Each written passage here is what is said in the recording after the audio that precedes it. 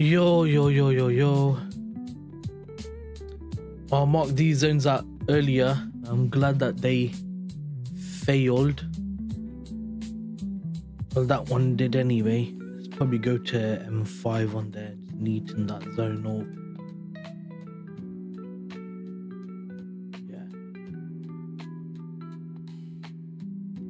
Yeah. So that failed. I was happy with that.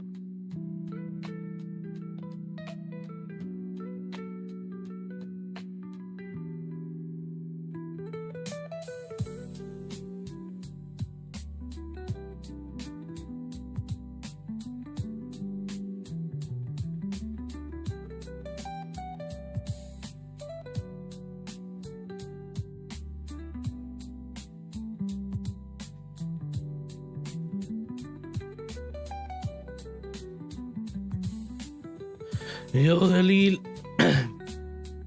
How you say welcome again? I forgot. Tell me how you say welcome again, bro. I forgot. Sorry. Karibu. That's the one. I was thinking Karizu Zoo, but that's Japanese, I think. Sorry. Okay, so.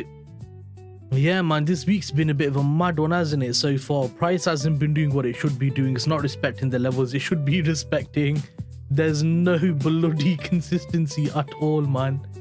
Morning. Yo, Francis. Karibu undugu. Morning. So, yeah, I was just saying to Brother Khalil, innit, yeah, that the market's been a bit of a mad one. Like, yesterday, that trade, bro, that yen one, freaking hell, that was weird. That had me twisted up. I was gonna get rid of that because you don't need that anymore. We don't need that anymore. It'd be nice if I could catch a clean trade today. As I said, just need that one trade so I can get my payout. That's it. I'm just looking for one trade, just one clean setup. Also, I think gbpjpy is gonna reject 200 again. I just got it going on the daily, bro. I just feel like it's gonna reject that level again. Oh, look at that, man. 201.6, yeah, and it just had to make a big wick. Why didn't it have a body close above like 201? That would have changed all of this. It would have had a slight pullback and then a continuation, but no. Yeah. Let's carry on. I was hoping price to come down and take these levels out, but nope. Instead, what we're doing is we're building a bit of a channel, which makes me think we're either gonna drop through all of this channel and continue bearish again, or we might drop here and then leave Frankfurt high open for an invalid zone and then target that zone and go higher. So yeah, we got a couple different possibilities right there.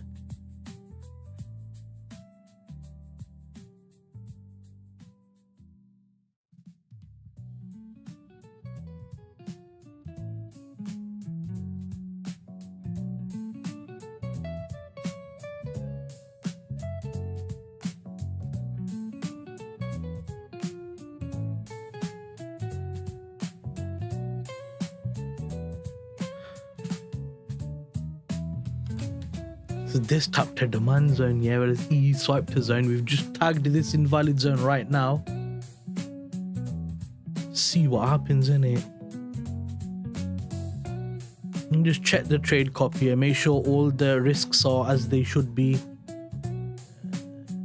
15, 60, yeah. 14, 30, 60. Yeah, okay. 60, 75. I'm gonna change this one to the same as well. So 15 is 30, 60, 70. I'm gonna do 0.75 risk on this. So 0.75%. And if I get 1 TP, that should be enough to cover me anyway. Yeah, that's okay. And then the rest of these, This is what's this one? Is that a 1-to-1? I can't even tell. I think that's a 1-to-1. So 0.25% risk. No. That's a 0.5% risk. But it's on the 200k around break even. That's okay. What's this? 50. This is the 50k funded. I think this is 1-to-1. Yeah, pretty much 1-to-1 1/4%. We just need to make 0.5 to get a payout for that as well. This one is a 10k last phase on the 3 steps, so I can do 0.25, 0.5. That's got 0.75 on there. And then what's this one got? This one's around break even. I just want to do 1% on this because it's a 5k. So 0.25, 0.25. I'll do 3.8 on there, just under a 1% in case you got any spread issues. So that's fine. All the accounts are done there. London also has a potential US government shutdown this September. Then there's GDP release, FOMC. A lot happening in the month. Yeah. They've got obviously final GDP quarter on quarter. That's actually important because it's the quarterly report. Very important. And you got unemployment claims sat right there, and you got durable goods and stuff. So that might do a wick on both sides. Brad, yo David, welcome bro. Karibu undugu. Brad, Kofiti. Nico Safi Kabisa Barate. NR shorts GBPUSD question mark. Already in gold short, just following my strat. Yes, hello. Yes, hello, hi. Caught up with the chat, what's happening? David boy.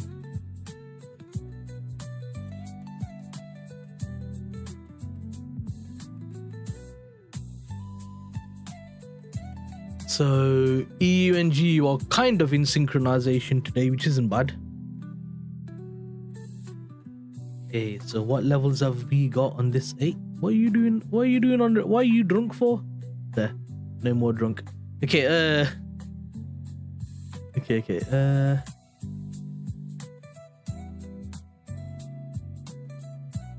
yesterday's gold buy limit ended in BE, not bad. We'll have a look at that later, innit? We'll have a look at that later.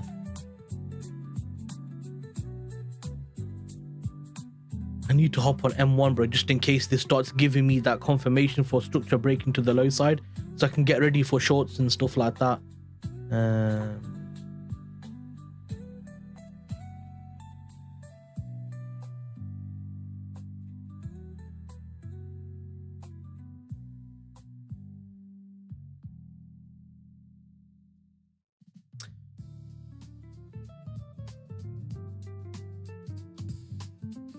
I really wanna, if I'm gonna get into GJ shorts, I should be getting into EU-GU longs, which looks right because the invalid zone and stuff, it all kind of matches up right now. Yesterday was weird, bro. Don't get how, yeah, GBP JPY was still like falling whilst all of them were falling together. That still doesn't make sense to me. I still can't fathom how. And then the trade was so clean on GJ, but I didn't take it because I was like, this is suspicious, man. So suspicious.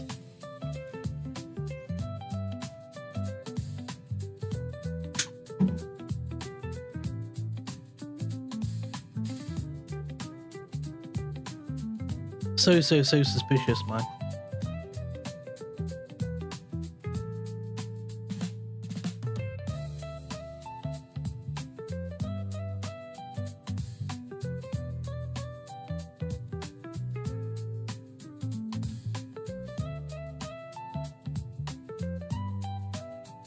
That's a 3 pip zone there, and copy paste that, drop that over here.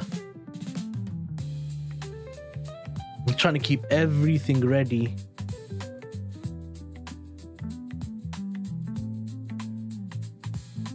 I'm going to be absolutely ready for a sniper trade today, no pissing around.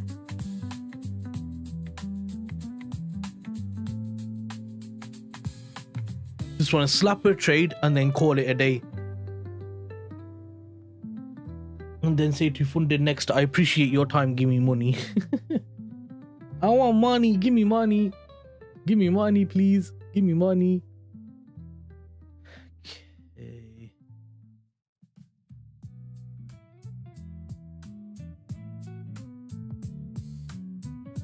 So this worked out a beautiful lower high.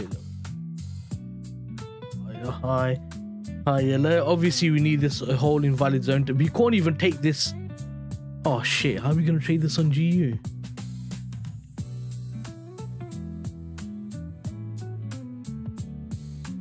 So basically, if you look here, yeah, there's an M15 supply zone there, yeah. It broke internal structure, but it didn't break this low or anything like that, yeah. So for me, that's the invalid zone. I think everyone's going to short from there, and price tagged into this zone during Asia, yeah, which for me is a big red flag, meaning that zone's going to fail. And we've got an M15 invalid zone at the top of Asia anyway, yeah. So I was like, this is going to fail. We're going to go up, take that level, and then we might go down if we're still bullish on DXY. And if you look at DXY really quickly, I mean, look at this, man. Look at, oh shoot, why is it on one? What?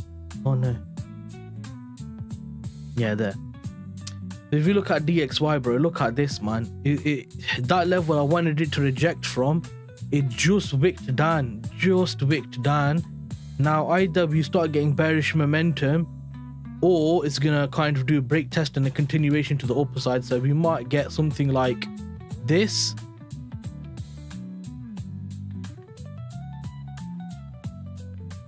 Into this level here. Then I want to see like price coming down from there, is what I'd like to see.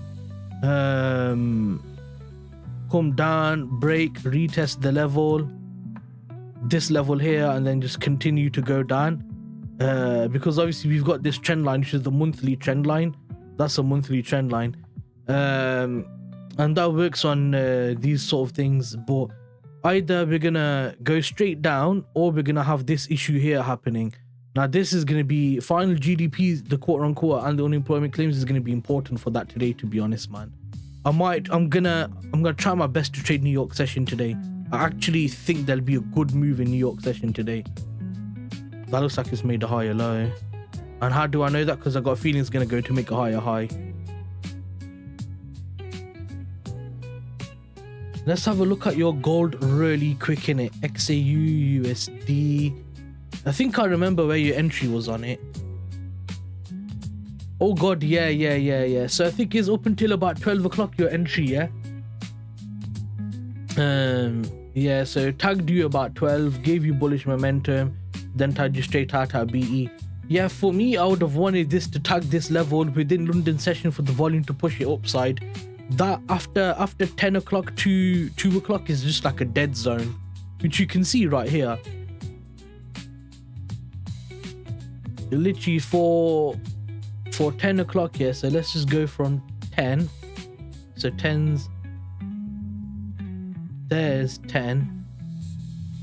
From here all the way till about 2 o'clock, it was just stuck in a 115 pip range for about 4 hours. That's why I don't like trading that 4 hour zone. It's really bad. But obviously for you, if it works, and that's what that matters. But we got a nice little pullback there anyway. We had a correction there, nice little, how much percent? Had a nice little 2% correction, 730 pips, which is good. So you've corrected price back down again. Now I can potentially get back into longs and then keep going higher again. I would look at this 0.5 level for buys. This level right here looks nice for buys. 37, 39, 37, 42 looks lovely. And plus I love Asia midline anyway. It lines up perfectly with Asia midline. I like that. That's nice. Go back up to gbpjpy. Very true. Trades. 1 second, bro. I'll have a look in 1 minute. 1 minute, brother.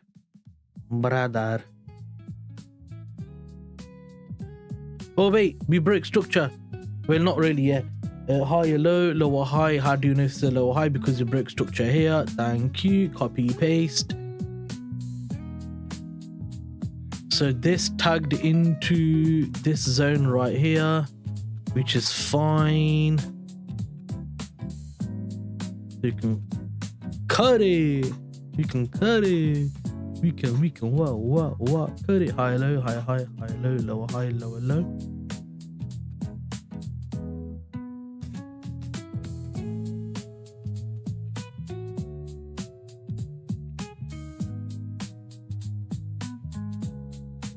I'd rather just tag 50 on that, and I'll probably cover this high, which is how many pips? Yeah, 3.5 pips. So higher low, higher high, higher low, lower high, lower low. But we did kind of tag this 1 minute zone.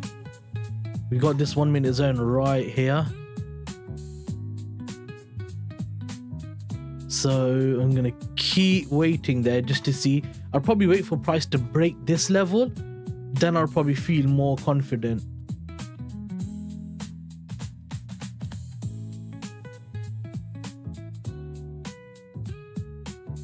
So I might need another supply zone again. So respect this level, come down, break that level, and then we can get into a long. GBPCHF still not really doing anything interesting.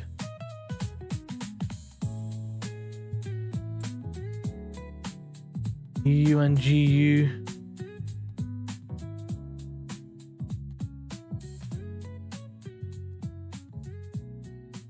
One to the 3 minute time frame. Probably get away with M2 here as well, actually. Yeah.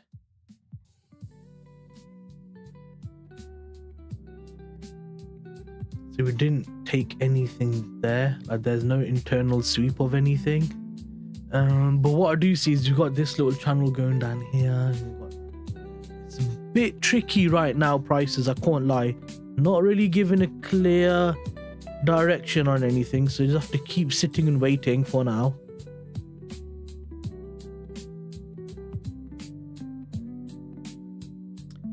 If I'm gonna long it, I really want to long EU over GU.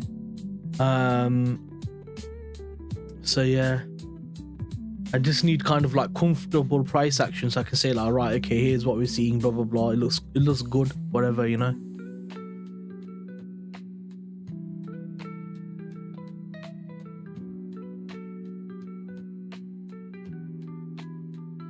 We could potentially look at getting in longs here. Let's just mark this zone out. Okay, so that was quick. Lower high, lower low, lower high, lower low, higher high, higher low, higher high. So probably get something to cover this zone, for example. Long position, sat that there. Put that there. What's that on the M1? Okay. Okay.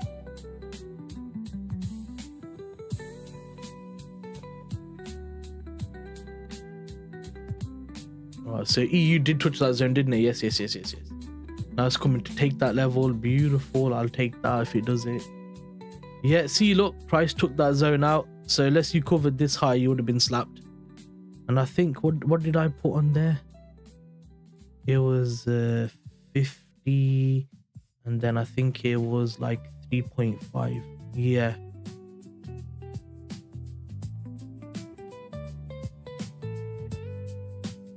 Yeah, so would have got slapped there now.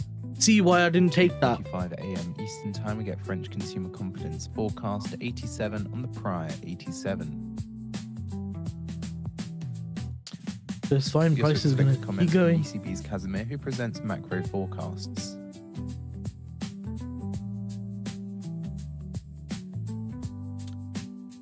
Very true. Trades afternoon are usually likely to hit B or S. I was hoping you could pick up the volume. Yeah, but that's more of a hopes and dreams strategy, isn't it?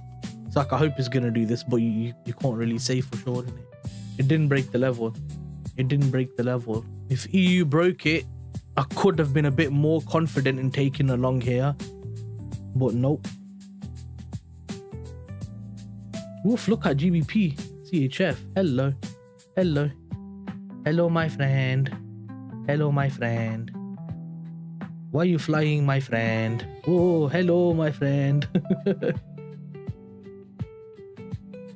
That channel expansion outwards, if we get a sweep to the left, that could signal a reversal.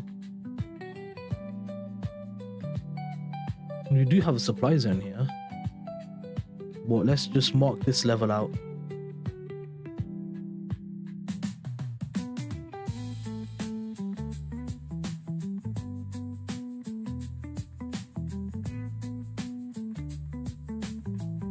This zone's already been tagged. This zone's gonna fail. Oh, I like that. This zone's definitely gonna fail. It's already been tagged right here at a useless time, and right here again, which means it's gonna take that zone out. So that's an invalid M15, but I'm gonna get rid of that just to keep the charts clean.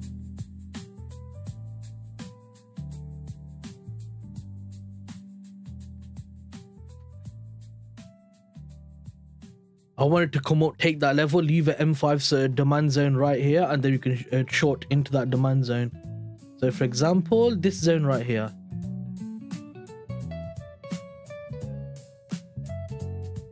Yeah, that's fine, bro. I'll either see you later or whatever, innit?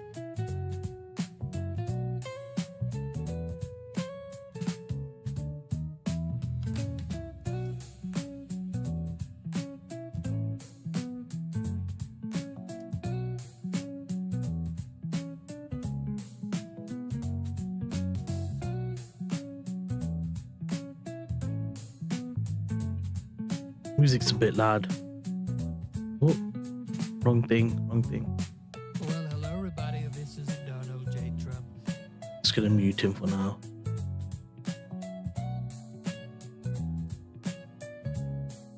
Yeah, there you go.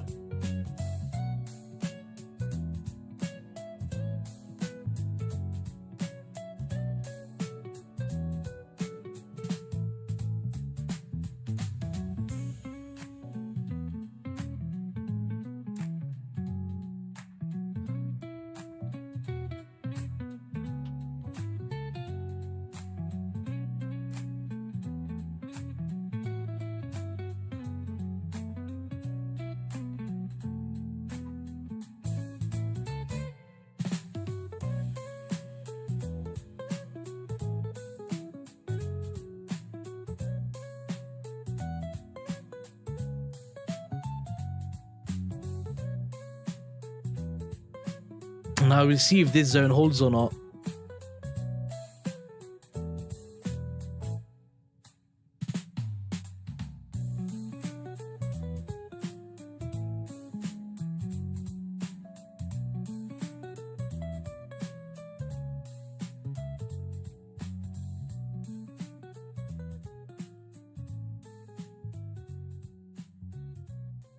Okay, so GU tagged it.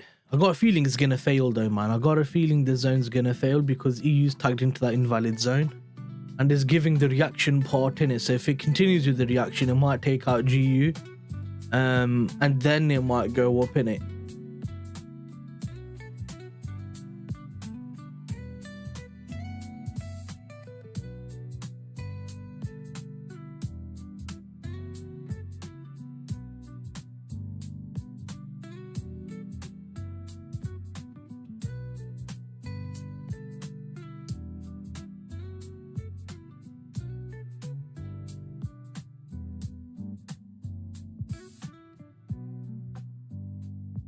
At 2:45 a.m. Eastern Time, we get French consumers' confidence forecast 87 on the prior 87. We also expect comments from ECB's Casimir, who presents macro forecasts. Ah, yeah, 7:45, yeah. And then Swiss interest rate at 8:30. That's going to be interesting. Then we are a clean London session after that. Oh, we got press conference at 9 o'clock for Swiss franc. No.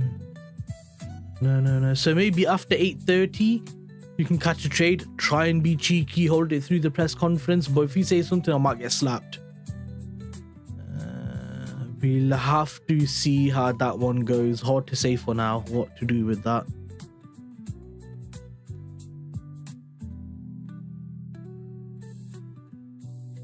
Okay, EU's still falling. I'll probably draw that out as an M5 zone, to be fair, you know.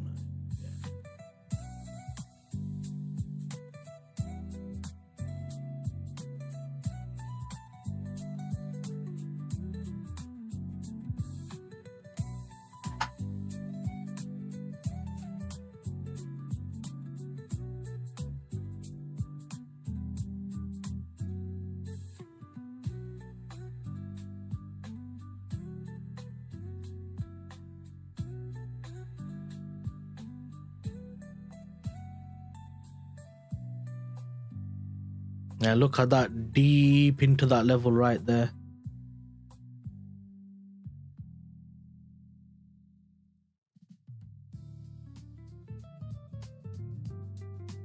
I'd have covered him up too, but I don't know, man. It looks like that zone might fail, to be honest.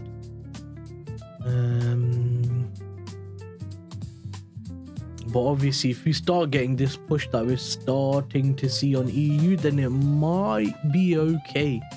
Might. No guarantee. Okay, so we've made a higher low, then a higher high. We made a potential higher low. If you respect that level and break that zone, I'd like that.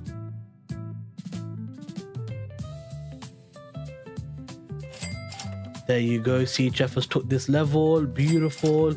We might get a potential reversal. Now, if we start to see a wick, I'd like to see a push down. Like, just push it down, ideally.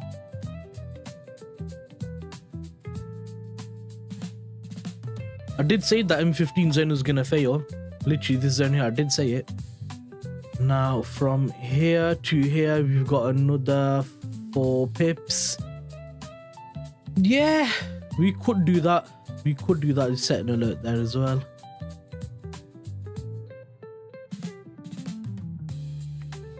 Now we look for any kind of reversal possibility. We've got a nice invalid zone sat there. We got big bullish momentum there to trade back into. Looks nice, man. I can't lie. This looks like a nice little thing going on here.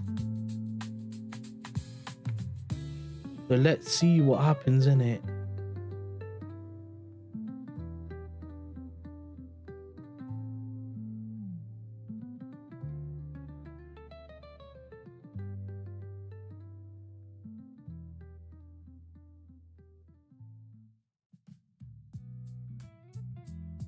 Where's the, yeah, there it is.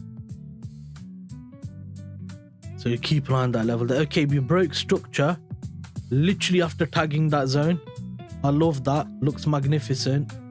Now let's bloody have a look at this. 1 minute remaining.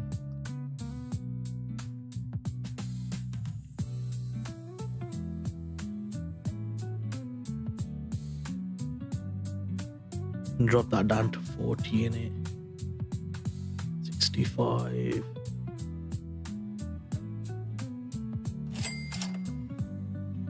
There you go. So it's broke that level there. I like the look of GJ right now. It looks really good, actually. It looks really good. 15 minutes away from London Open. No, don't keep going. Uh-oh. There's a possibility it might fly. When I say fly, I mean melt. There's a possibility it might melt. Oh no. Oh no.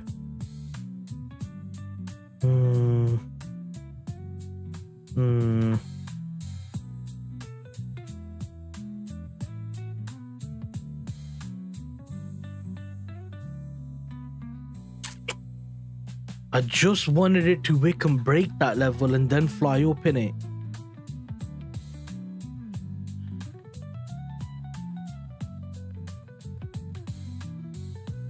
Do I want that trade or not?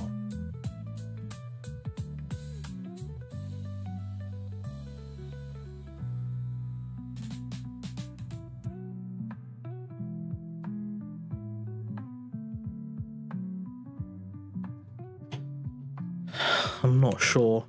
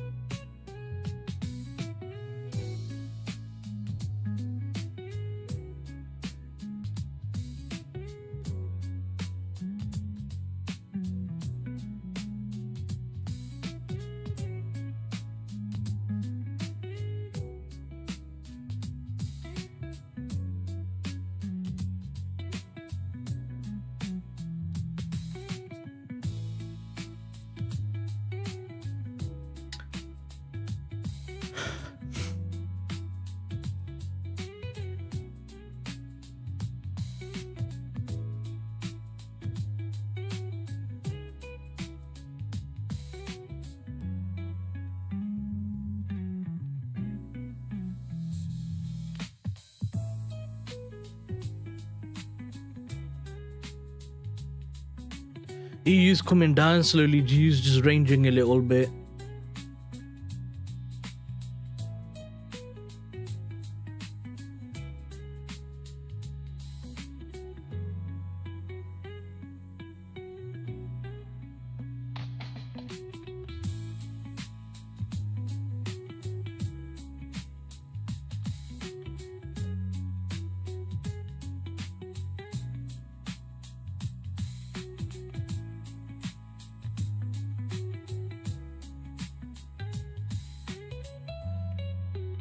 Look at that big volume coming up there.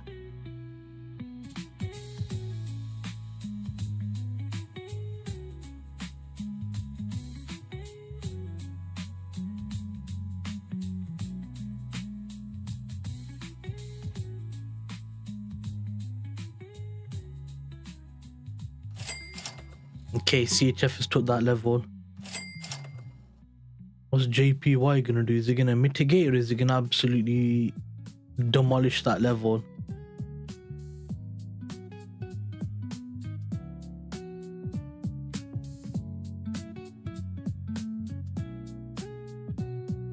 Made equal highs with that level. I think it's gonna keep going. Yeah, I think it's gonna keep going. And it might take this high and then London Open might give us the shorts. Could possibly do that. If this, like, obviously had that beautiful momentum there, broke structure, the body close, pulled straight back in, like in 1-2 minutes, giving me time to enter, obviously, then it would have been a better trade. But the fact it fell all of that there, I don't know, man. It's kind of like Frankfurt low to Frankfurt internal high so far has been swept and it's going to continue up, and that's what it's doing now. So I had that that concern that, wait a second, this could happen. Oh, bro, yeah, look at GU. Close to giving break even. The reason I didn't take that, price tagged the invalid zone, gave a reaction. Once, come back, gave reaction again, and then it's consolidating. It didn't break that level, didn't give me confidence to take that in GU. You guys know the score, innit? If EU and GU, one of them touches an invalid zone, the other one can't take a position until that invalid zone's failed. Whether if it's on EU, whether if it's on GU, they both have to be synchronization like that. Even though, like, on GU, this is completely valid, but when you look at EU, it's like, oh, wait a second, you know what I mean?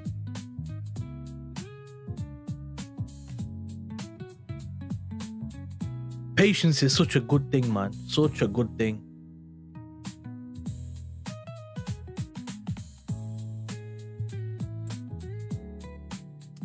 Now GU is coming close to that invalid zone.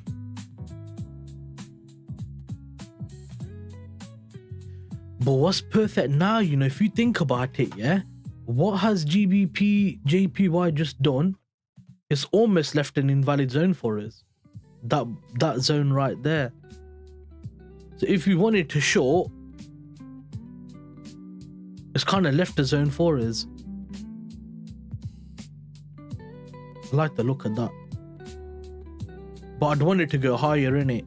I'd want it to go higher.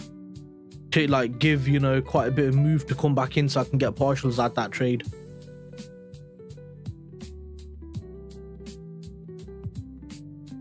Go back over here. Go back to instant. Yeah.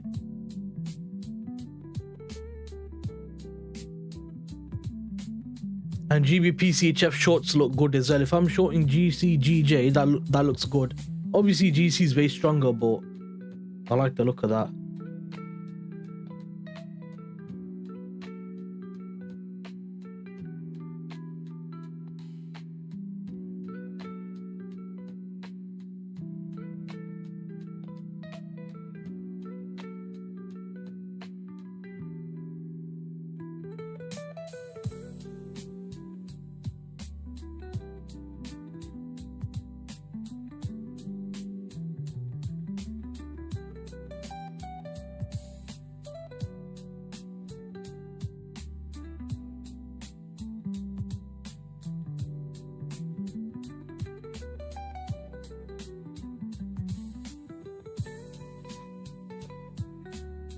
.6 pips on that level. 0.6. 2.6. We'll have to see if it gives us confirmation in it. Hard to say.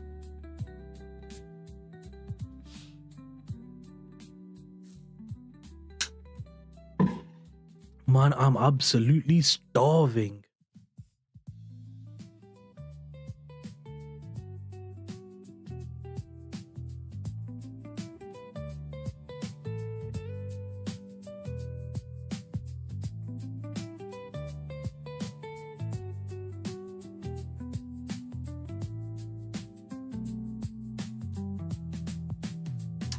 So GU's going. About to tag that invalid zone.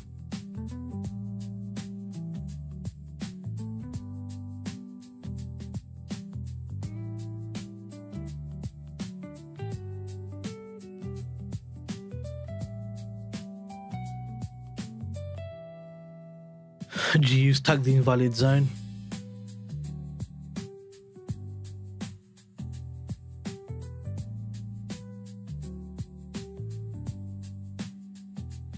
It's about to slap it as well, I think.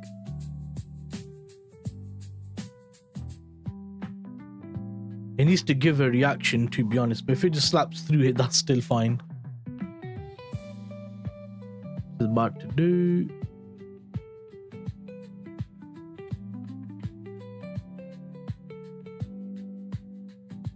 Yep.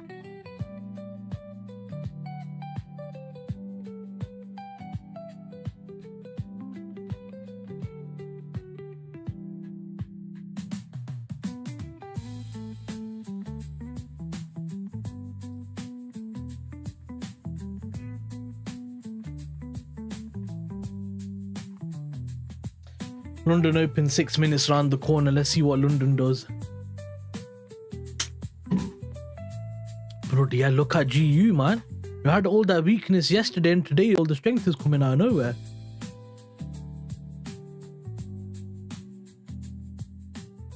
I should have just kept that.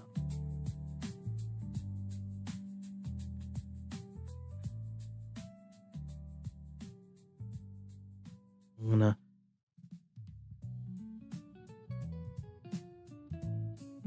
Yeah, there's G. Okay, it's took Asia high now.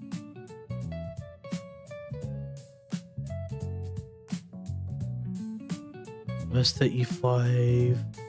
That's 34.7. Yeah, I might take that level, you know. Might take that level.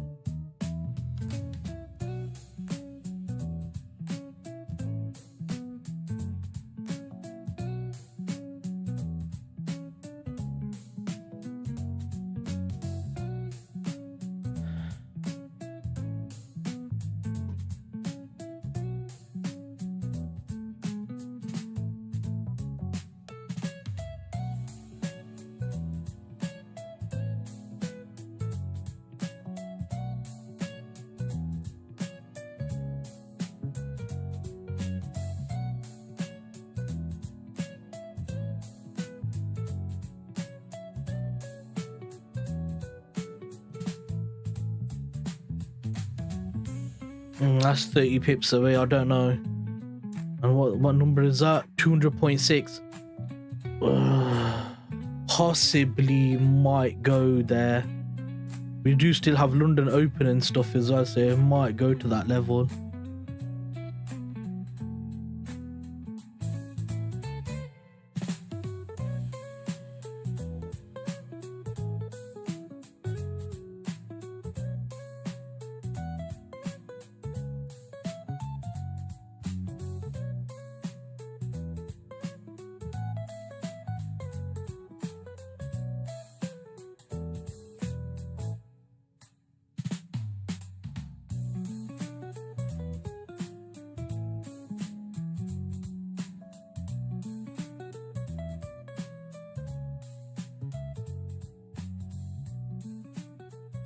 Yeah.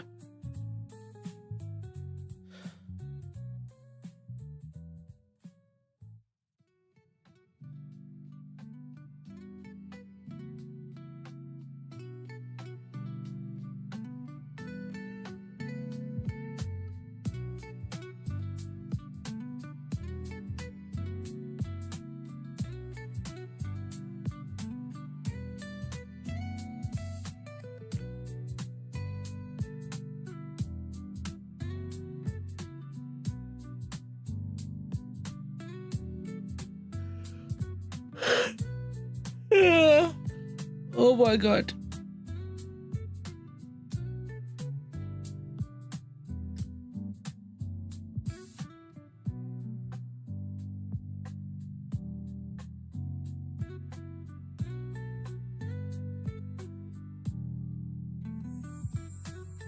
Okay, 3 minutes till London Open. 2 minutes now.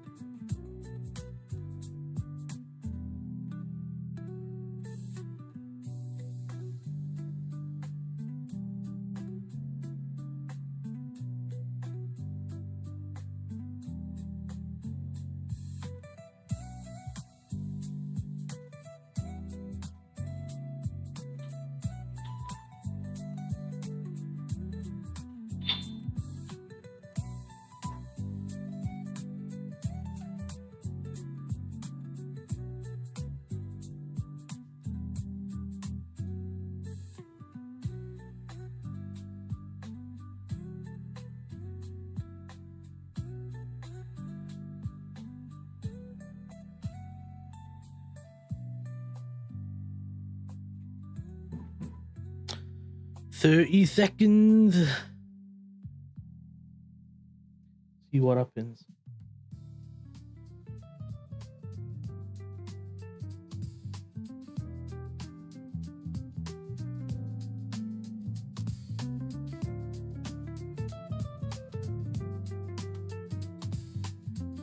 No, Halil, again on the account.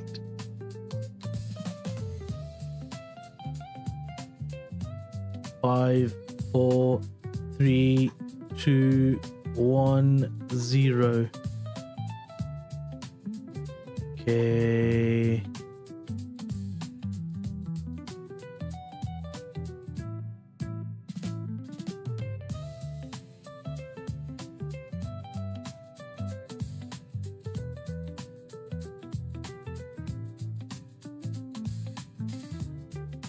You could say that touched.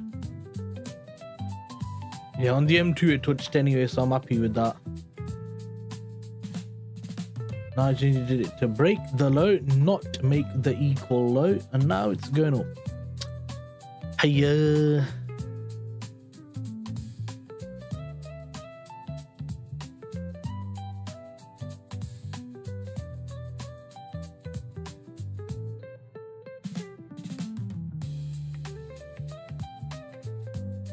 Okay. EU was just stuck in a consolidation for about 20 minutes, whilst EU was GU was going up from. Look at that. This is just consolidating for 20 minutes. GU went from 740 all the way up. Rather interesting that. Rather interesting indeed.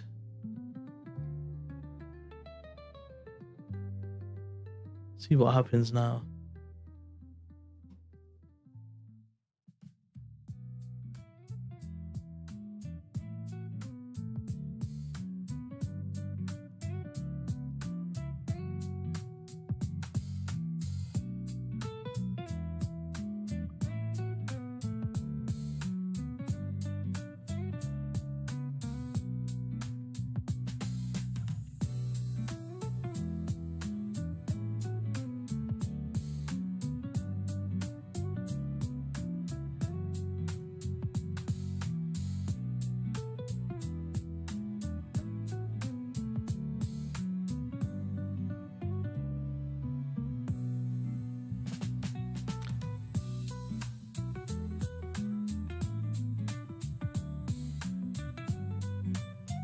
You're behind the markets. If you're a real day trader, Oh, damn it, this go guy. real time at financialjuice.com/purchase. and save 67% on a subscription. Let's make a big, beautiful deal, people. Come on.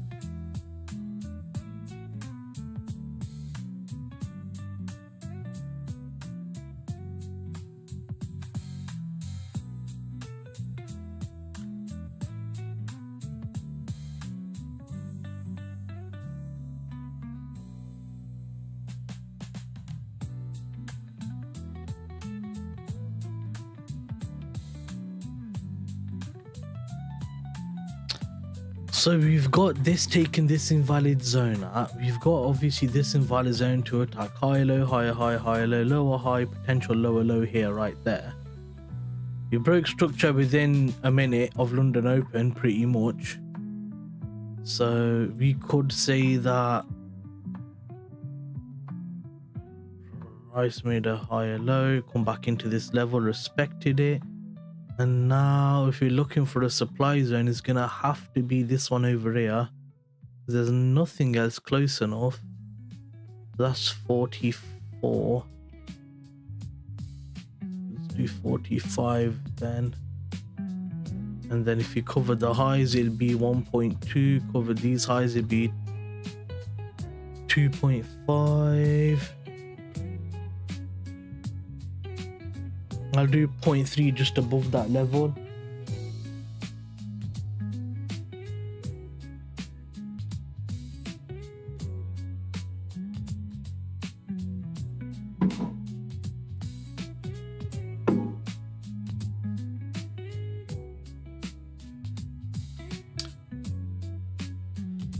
Okay, that's break structure there, tapped into an invalid zone. Obviously can't take that.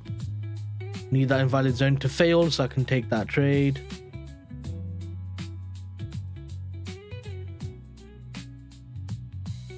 So now I need to kind of zoom out a bit. This zone is valid because they're starting to show bearish momentum and stuff. There you go. There's no bloody zone on here to short from that's clean. No, there's no clean zone there. It would have to be that zone there. Well, that's already been obviously tagged into. Don't like the look of that. I'll have to keep waiting, guys. Can't see anything clean as of yet. Me only want a clean trade, please. Only the clean one. Thank you, sir. Thank you very much, sir. Clean one, please, sir.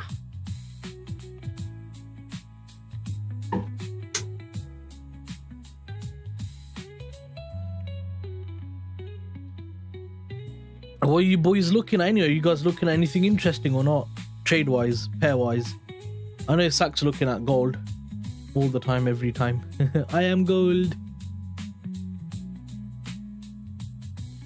Price a bit naughty today, innit? Yeah, it's a bit dirty, bro.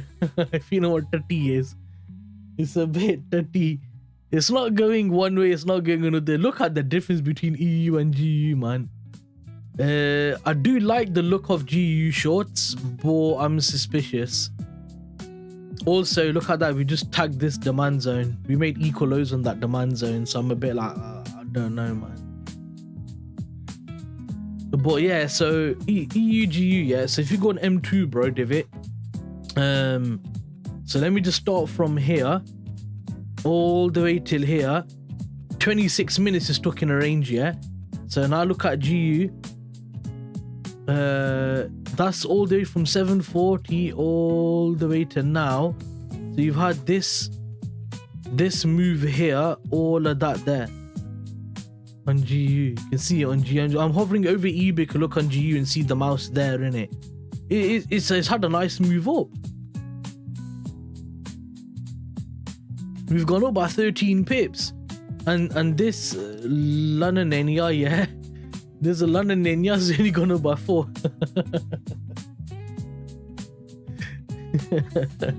London Nenia. So yeah. Okay. We broke structure here. We got a supply zone here. All this is balanced price. That looks. Oh damn! It's a demand zone there. I love invalid zones because they protect you, but I don't like them because they don't let you take a trade. But I suppose if you want, high, like, you know, win rate or whatever, you have to have the good quality setups in it. So I suppose it is what it is.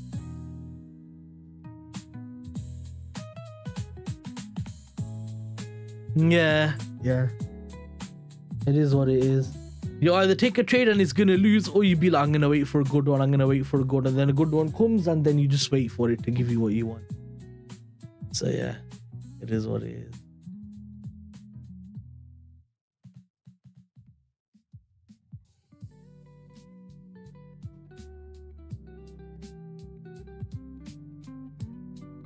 Hey you, sir, why you behave stupid, sir? Hey you, sir, who you think you are, sir? They're tagged into it now.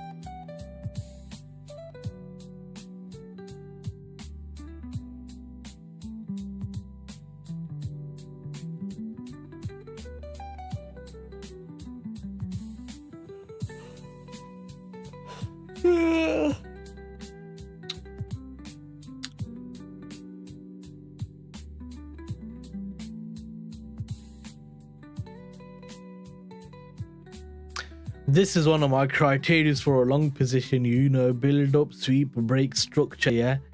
And then tag from the entry in it, yeah. So here was the break, you could have took it from here or took it from here, yeah. But I think that because you're coming at that 200 level, we're gonna reject it. So I'm more confident in shorts being the right move in it. If this zone holds and breaks structure, then clearly the buys are still valid in it, but I don't think so. I don't think that's gonna happen.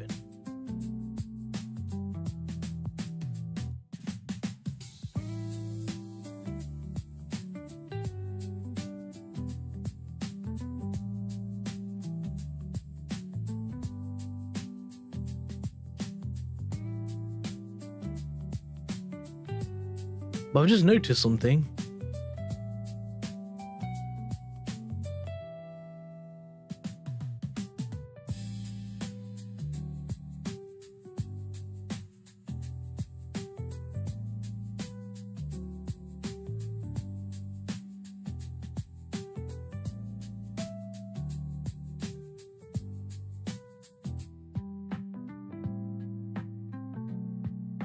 Got a bunch of those right there.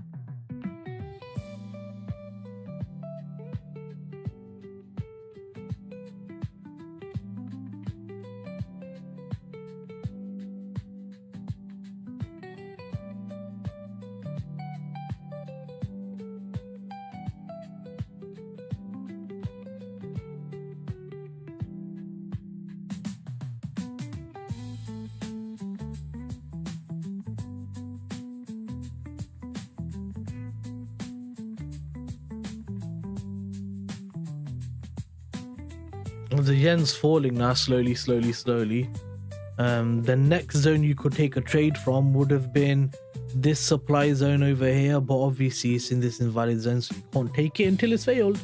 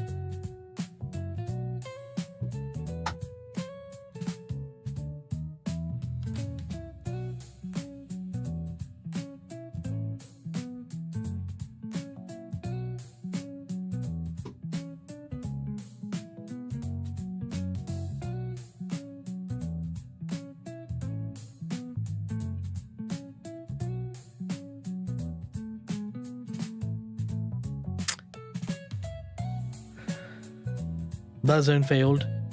See, look, from that demand zone, that zone failed.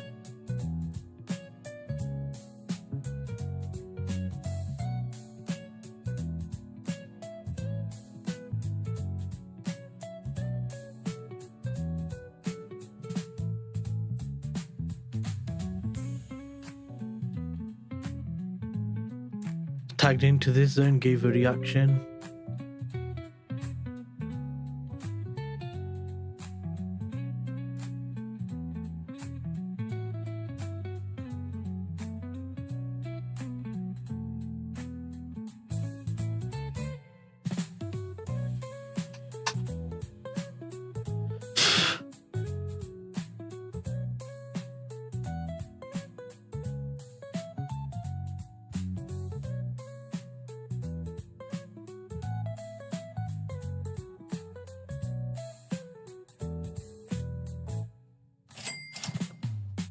Beautiful.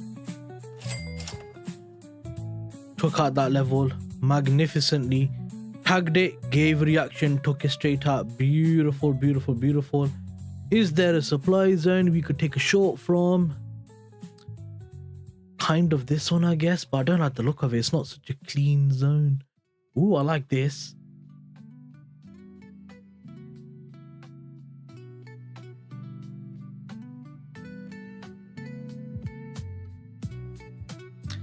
But we broke structure and tagged that zone already in it, so I don't like the look of that.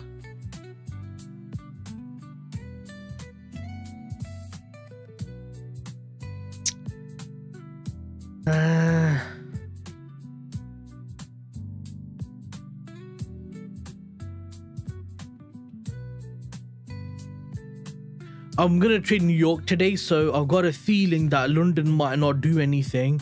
Obviously, we got the central CHF Swiss conference thing happening in 15 minutes, the rate decision. Then we got the press conference not long after that. So obviously, it's going to be a bit of a sticky one on GBP CHF, obviously, because you're going to be waiting for that.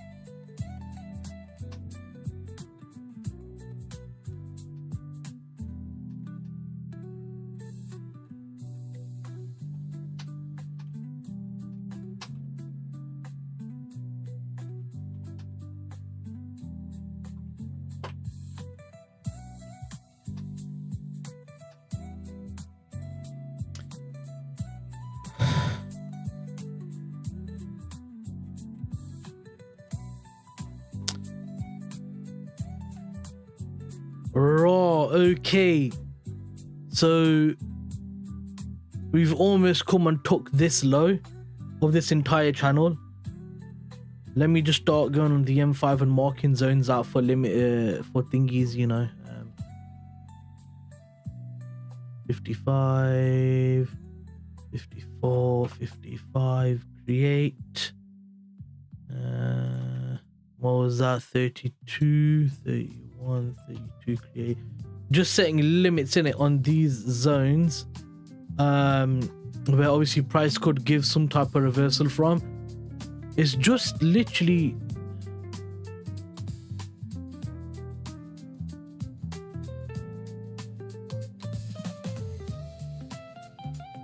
I'm just gonna clean the chart up now, yeah, just because I think it needs cleaning. So basically, yeah, we can't really longs look better, you know, now.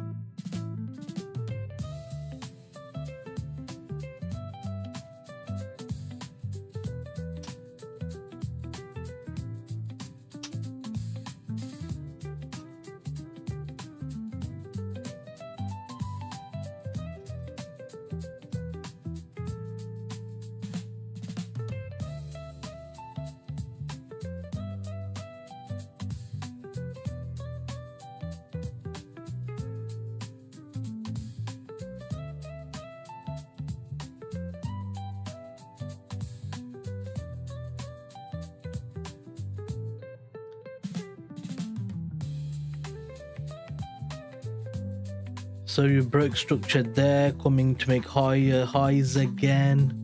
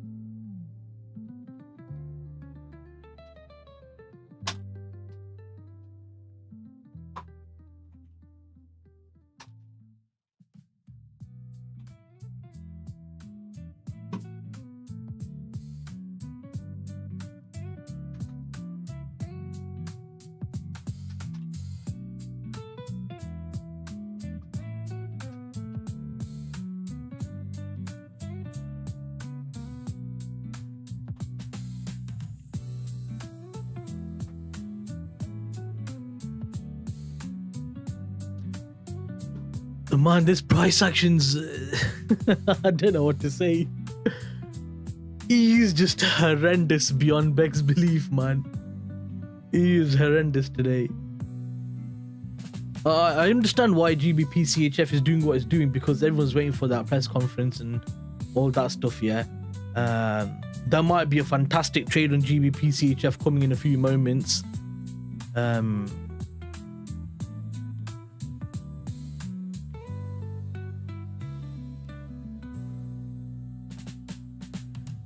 I'd love it if price shot up, yeah?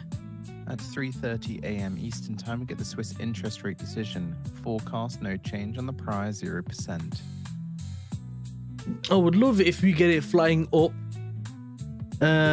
take out that level, and then potentially get a reversal and come back.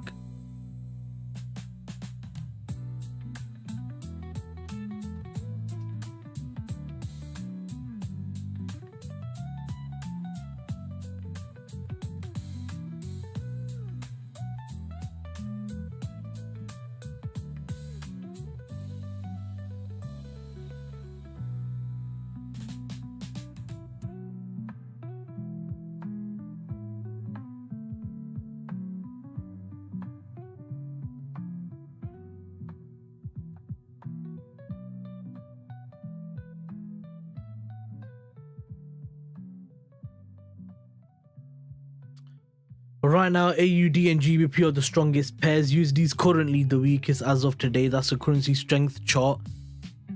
I beg to differ. I beg to differ. So yeah, if we come up and take these levels, I'd love a shot back into here. But I don't think we will. Might not happen. May not. May not. May not.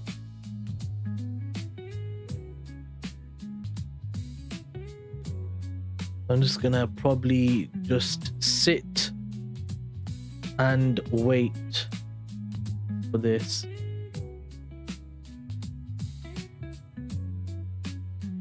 Yeah, just sit and wait for the news to come out. So we couldn't short from there because it was invalid. Could we possibly say this zone up here is invalid? Yeah, we could say that, because you have just taken this whole channel right here. I prefer we took this low or we took this low on GJ, but no. But it is valid.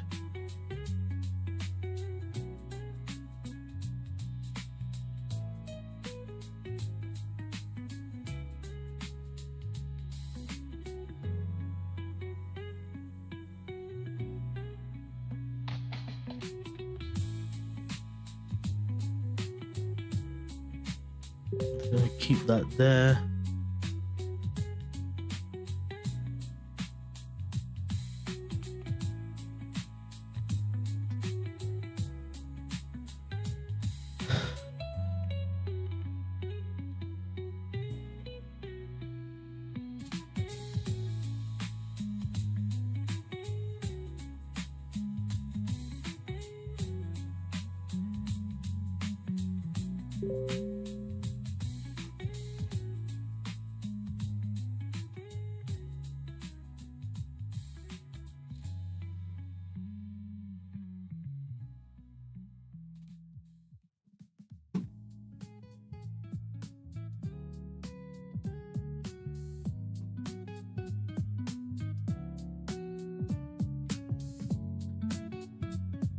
Bloody all of the pairs are being... David, bro. Give me a signal, David. I can't trade this market. Give me a signal. I want a signal, bro.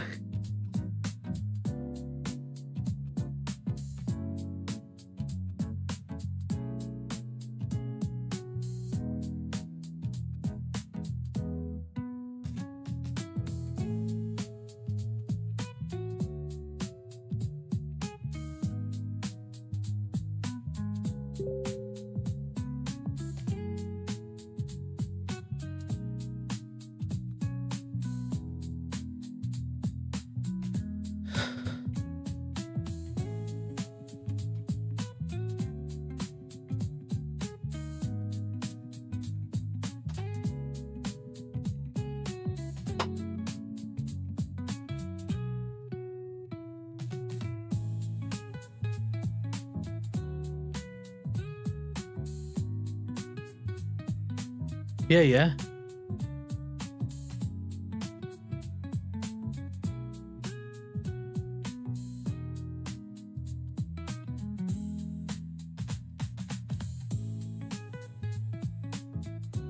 Or didn't I tell you? At 3:30 a.m. Didn't I Eastern Time, literally against tell Swiss you, interest bro? rate decision. This Forecast level no right change here. in Prior 0%. Didn't I literally tell you ECB's this level Casimir right here? Moraes, he says inflation goal met and will act only if needed. I literally said it as well, Sack. I also lined up with the 5-minute demand zone right there, which is perfect. So yeah, I would have gone BE on the first structure break on M1. That would have been my first BE on that point.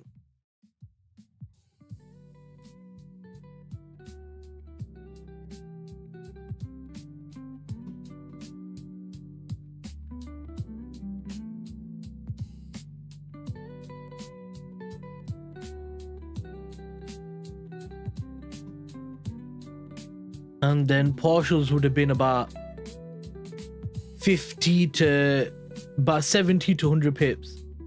So if you entered about, let's say you entered about here, I'd say, yeah, look at about 70 pips, yeah, to 100 is where I'd start taking some money. Depending on how tight your SL is, obviously.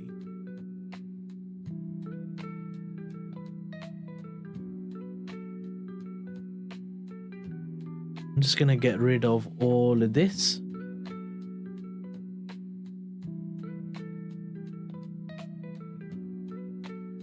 Let's get rid of that and that. The volume's gonna start coming in. Yes, more. What's going on? You should be working, man. What are you doing?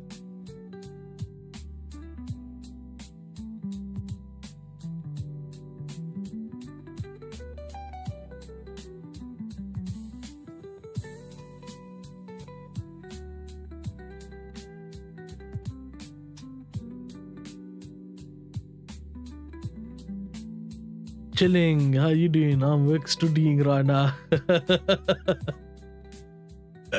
He's sick guy. You're a funny guy, man.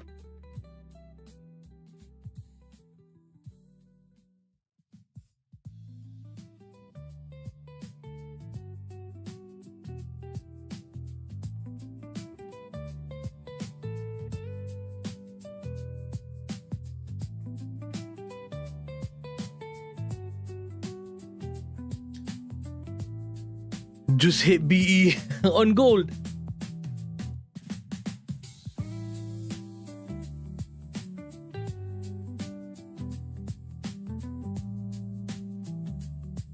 Where was your where did you enter? What price did you enter in at?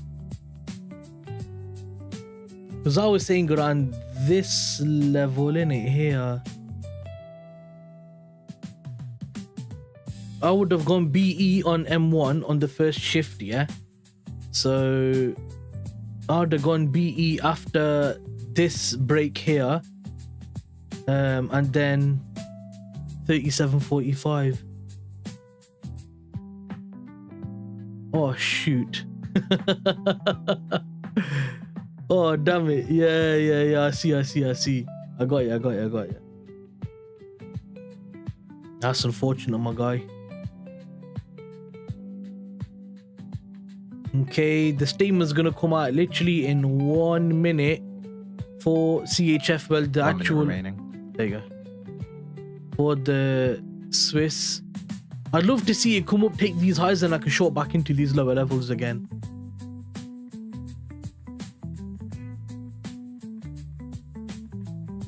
At least it isn't an SL. Yeah, I'll take BE any day over SL, man. When do you see me getting moody about an SL, about an BE? Even if it's BE and price flies up, I don't really care. It's better than an SL. Yes, have a look here. gbpjpy is not really doing much. 5, 4, 3, 10 2, seconds. 1. 10 seconds are done, mate. What are you on about? Spreads 4.3, 4.4, 4.5. The spreads are wide. Look at that. No change. Rate remains unchanged at 0% as expected. So they've not changed the interest rates or anything. And then you got the press conference at 9 o'clock. 9 o'clock is going to be interesting because they might give an outlook for the next few months as to what their plan is with the Swiss franc. The SNB say they will remunerate sight deposits at policy rate level.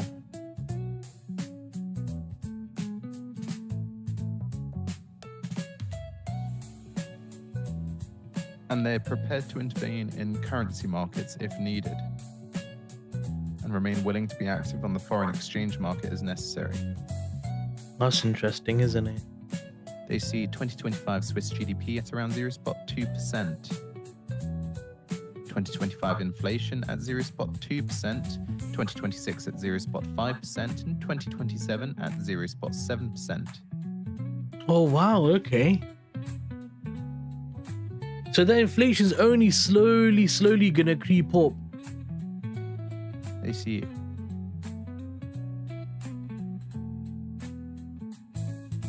2026 GDP growth at around 1%.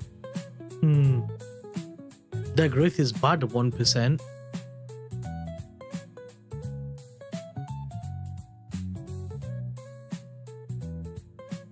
The S&B say inflation is likely to be slightly higher in the short term.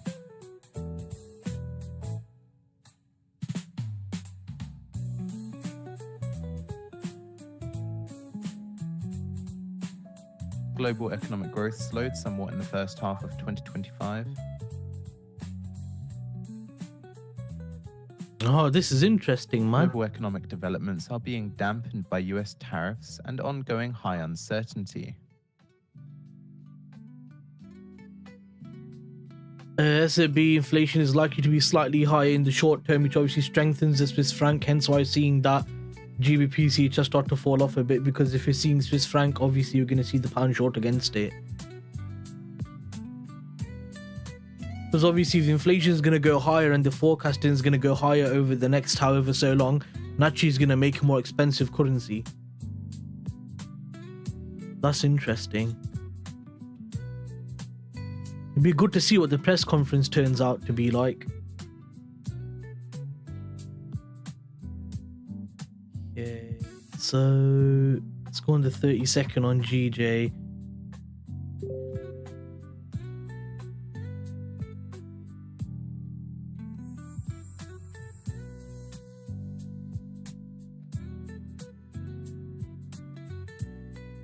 I'm still not really comfortable with this price action. High, low, higher, high, high, low, low, lower, low, lower, high. The S&B say unemployment is likely to continue rising.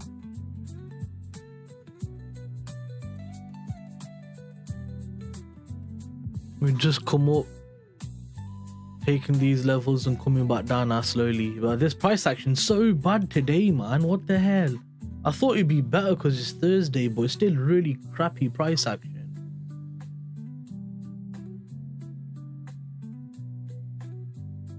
Okay, just touch that invalid zone there.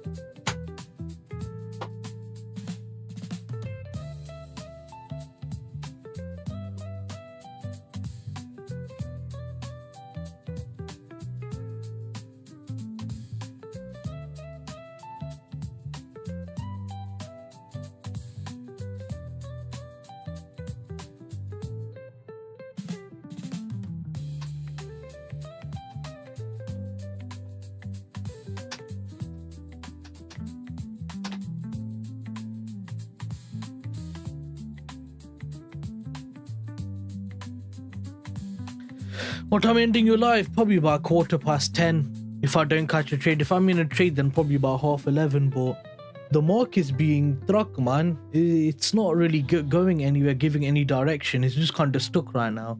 Because most of this week was a bit tricky, to be fair. But today is exactly the same. It's not doing anything good.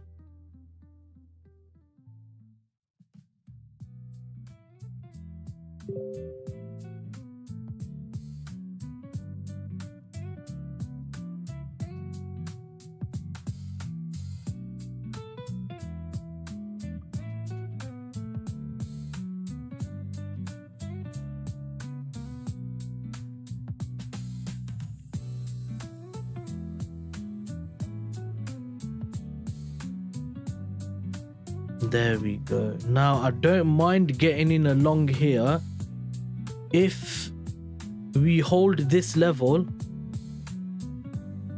Then I'm happy to get in a long if we can break that level. If we can't, then obviously it's a nope. But if we can, I prefer it because that's actually not a bad level right there to target. I can work with that.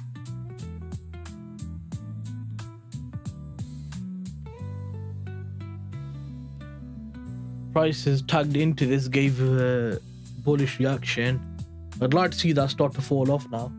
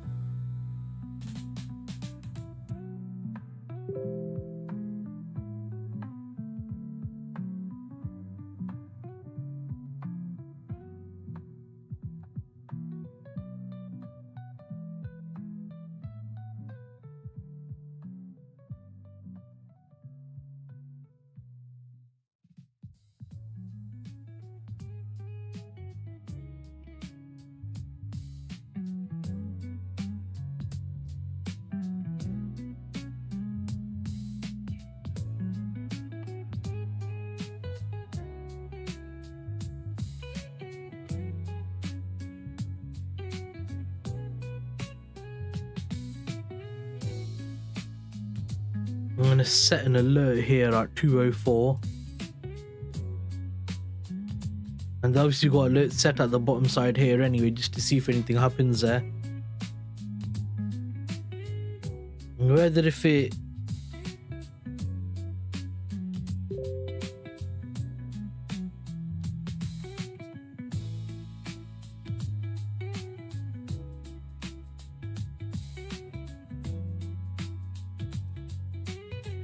Euro USD is looking absolutely horrendous today, I can't lie.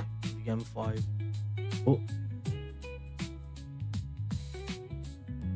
We tagged the invalid zone, we've tagged this zone, we're stuck in between both of these zones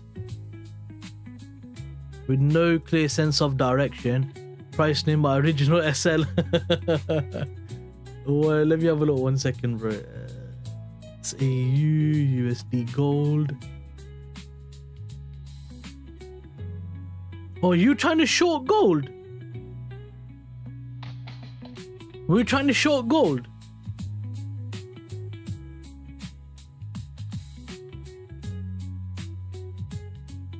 Oh, you were short it, bro. Why would he short gold?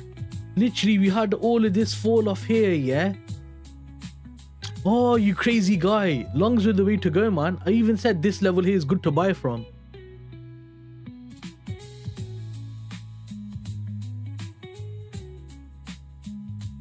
How you say stupid in Swahili?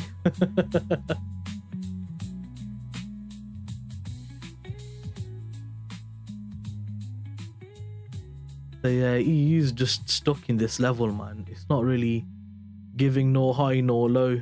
I'm gonna set alerts on here. Fala. Undugu fala.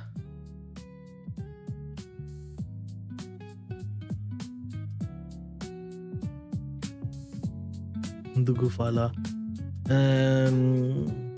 Cheesy. Yeah, cheesy.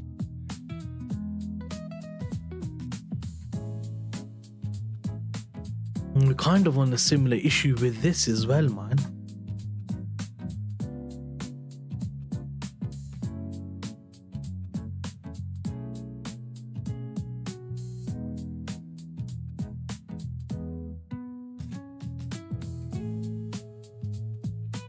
I'd want this to fail. If we create a supply zone here and we break structure here to the low side, I don't mind taking that potential short into probably like just following data in it, probably, because there's no actual level here to like look at, so I'll probably follow data on that.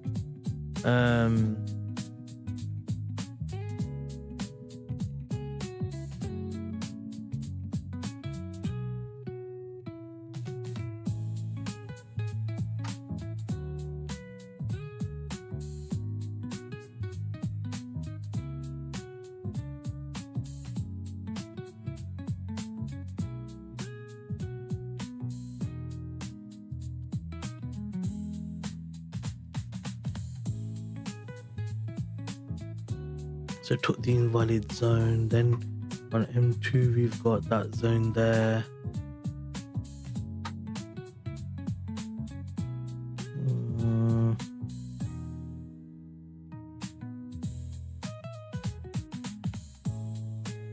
Because say this is an invalid zone as well, to be honest, man. Now I'm looking at it. Price tagged it and then price tagged this as well. I'm now just stuck in this level. Regardless of this line or not, that doesn't really make any difference. Bloody price action, man. Not clean. Not clean at all.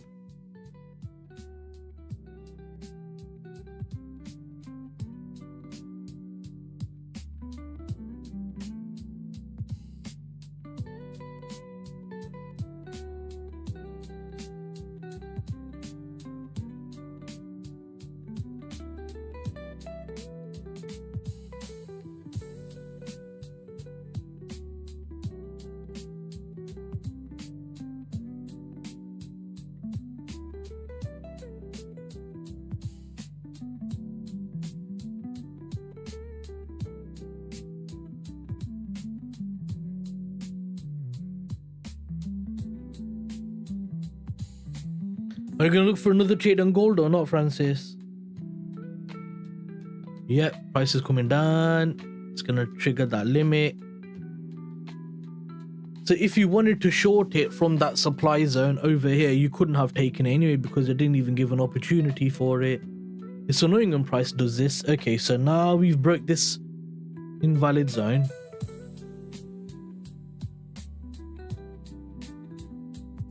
Could we say this is now a supply zone? Or do we say that? We haven't had any actual like sweep of any placements. So it's kind of like deciphering what is the lower time frame doing, and it's not clean at all.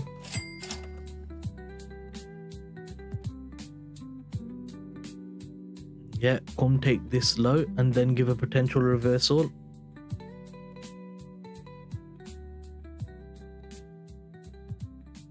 Get rid of that. Don't need that.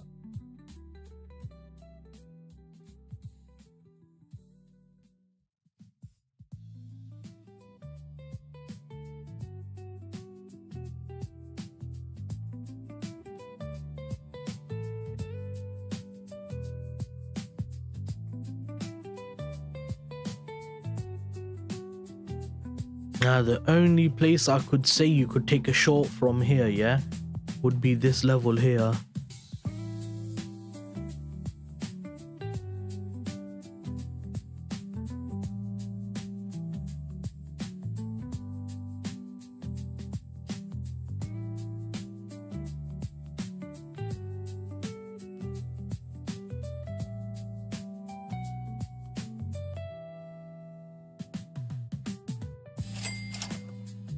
There you go, took that second level.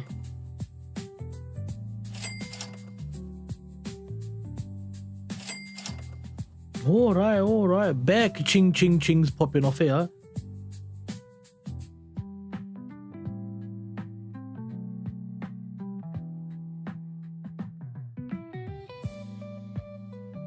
What's euro done? Euros fell, pounds fell.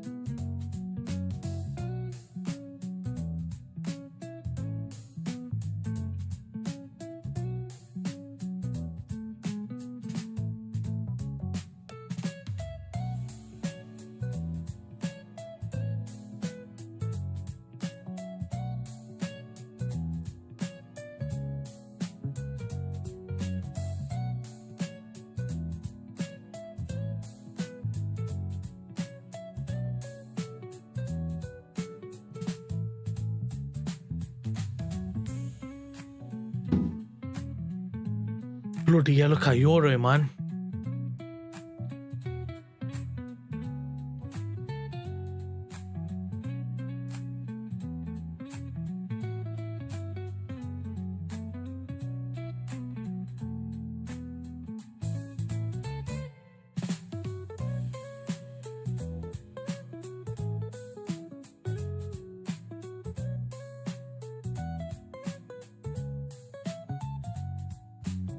I really would have preferred to be in shorts without having there been invalidation and stuff or anything.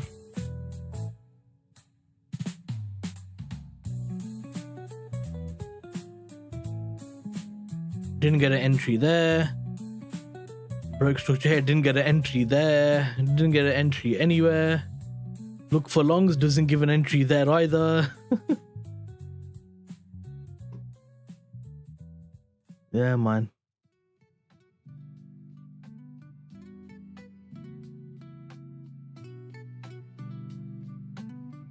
Took that level by about 3 pips.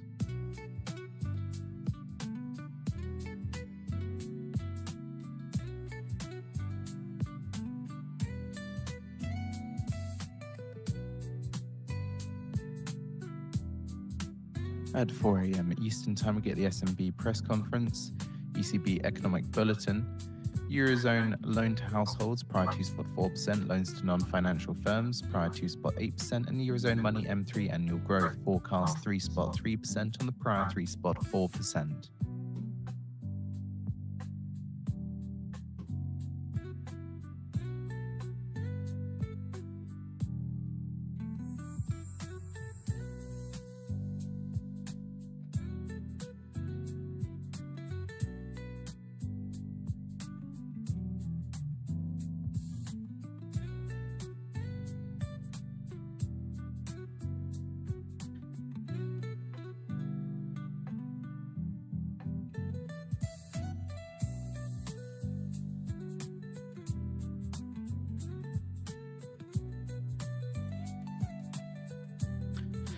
Bloody hell, what's going on with these markets, man?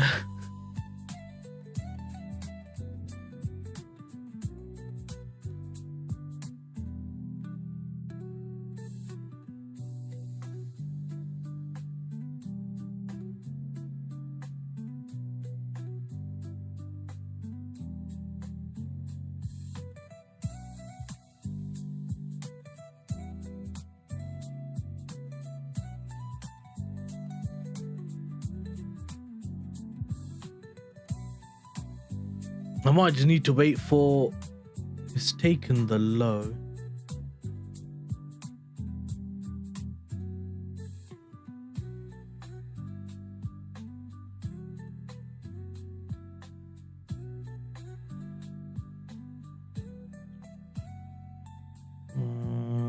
It's taken Asia low, but that's not anything special, man, because it's just a normal high or a normal low.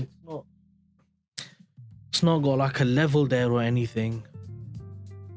Yo, Yusuf, welcome. How you doing, bro? Assalamu alaikum.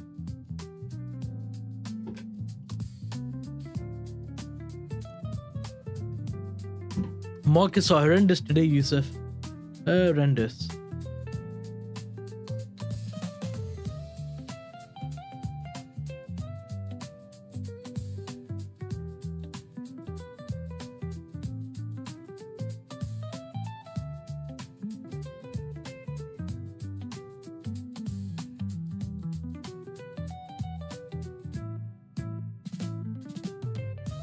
Yeah, I'm not looking for a trade. Yeah, good idea. I think there's going to be a trade in New York session because we got final GDP quarter on quarter. I think that's going to be a big one. I think a lot of people are going to be waiting for that or looking at that. That's about it though, man.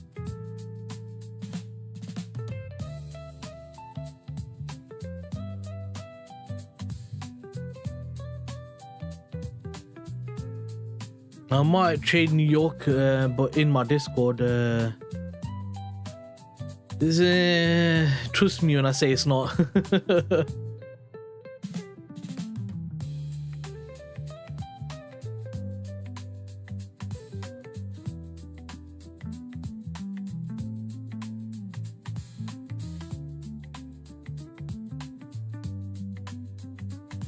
There's no clear direction. I wanted shorts, yeah. I wanted shorts. It didn't really give me an entry for anything. I wanted longs, didn't give me an entry for that either. It's just being an idiot on both sides of the market for longs and shorts. I'm calling it as well. Like I'm calling price and stuff like that. It's just not wanting to give me a clean entry, man. But don't mess with that. Yeah, good, don't. good. Don't. Good idea not to.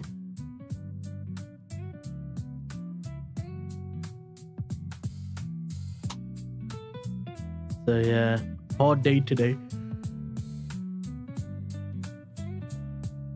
Ugh.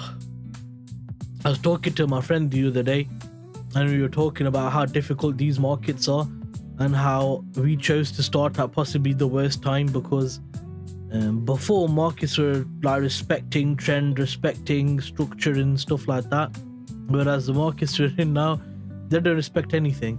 So it's quite funny.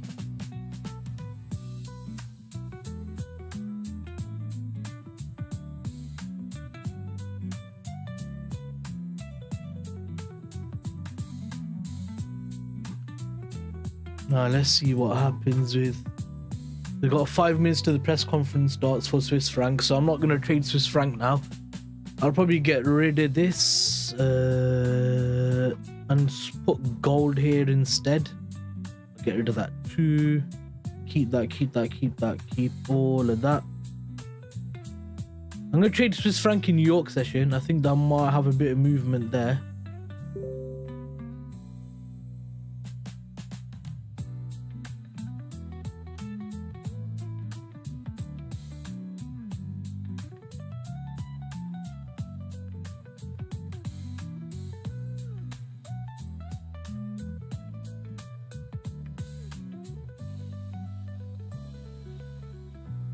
I had 4 Ramaji. Nice, bro.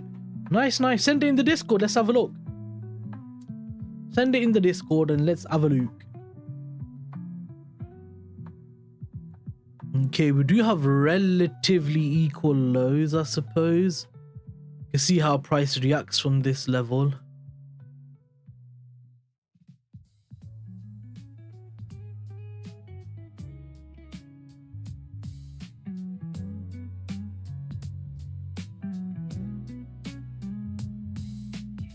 DXY is pushing up again. Screw you, man. I think if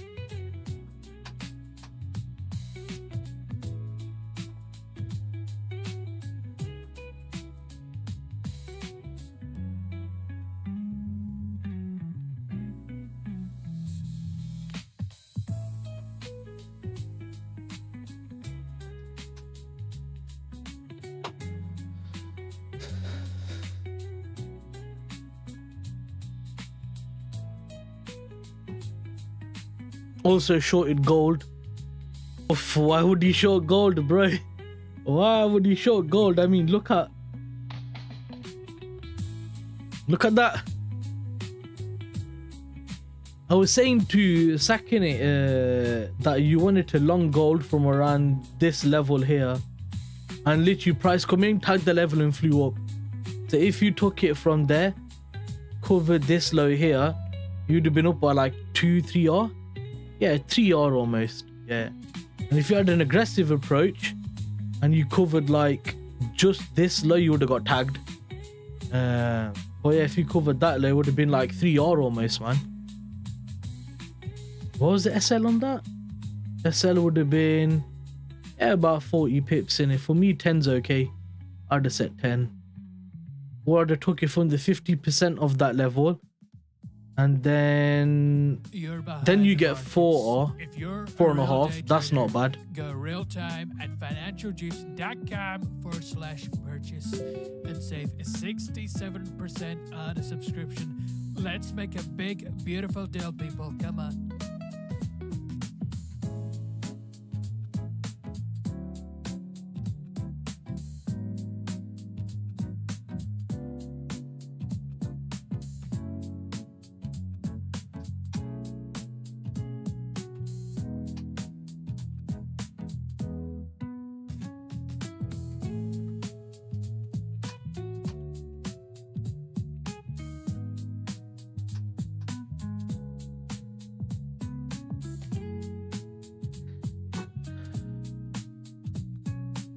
Let's see if pound's gonna give anything.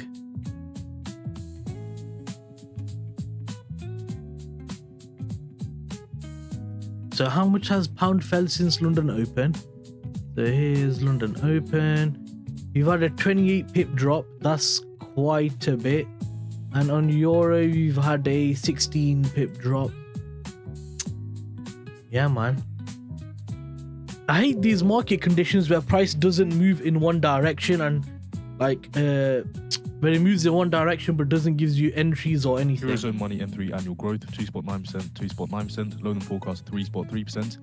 Loans to non-financial firms 3%, 3%. Loans to households 2.5%, 2.5%.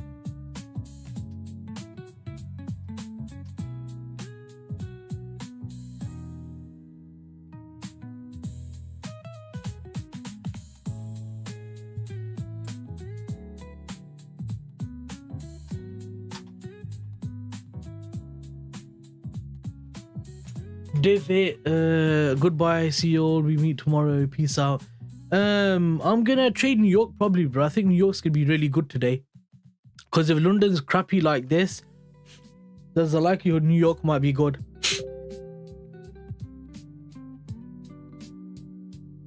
But yeah, I'll see you tomorrow. I've sent it a screenshot from my phone, one sec.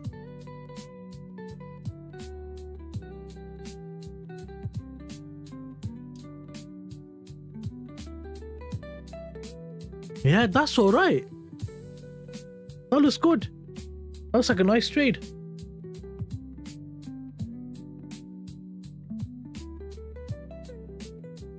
There's a lot on that chart though, bro. There's so much on that chart. Oh my god.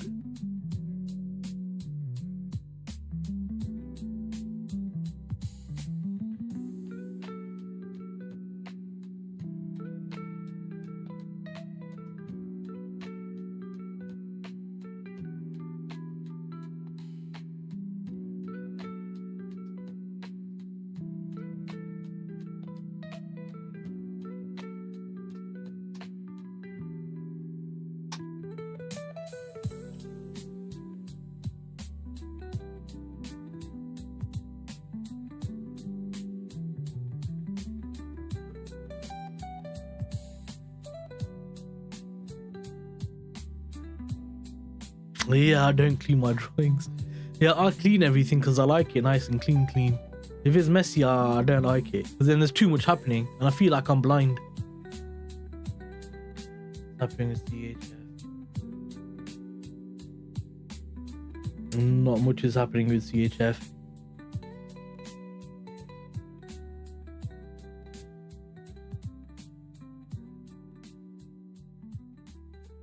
Yeah, I keep them on the chart as well. But normally, like, I try to keep them clean in it. So if I go on M5,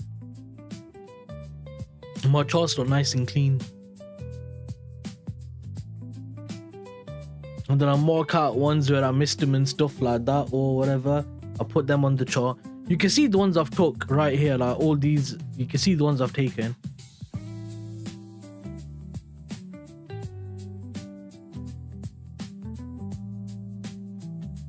Because you don't even need that.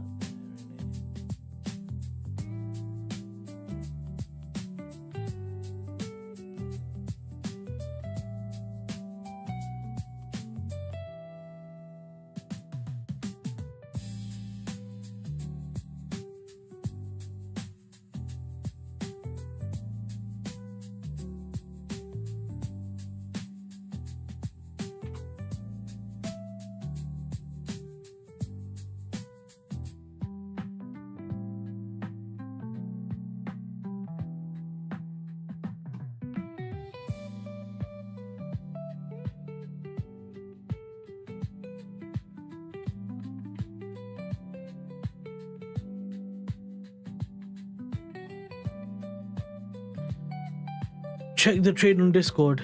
Yeah.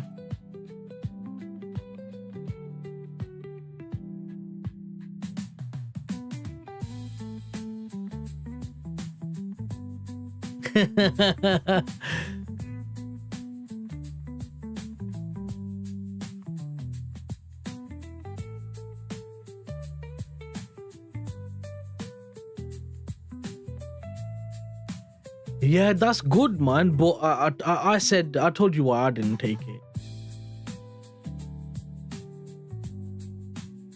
You know, just because a trade works out well once doesn't mean it's gonna work out well every time. You need to stack the data and stuff like that in your favor. And I seen that as well, but I was like, I needed to break structure, blah blah blah. And I said, if it, you know, this zone might still keep going higher because of the demand zone, blah blah blah, all that stuff. It's about stacking the confluences in your favor, innit? Because it might give you something once, and then that might be good, but then 5 other times it might take a loss. So you need to kind of like think about that, innit? Yeah, that's good you stayed out. It's not a bad thing, it's a good thing. Self-control and patience are probably the most important things in trading, man. I talk about that stuff all the time. You don't know that.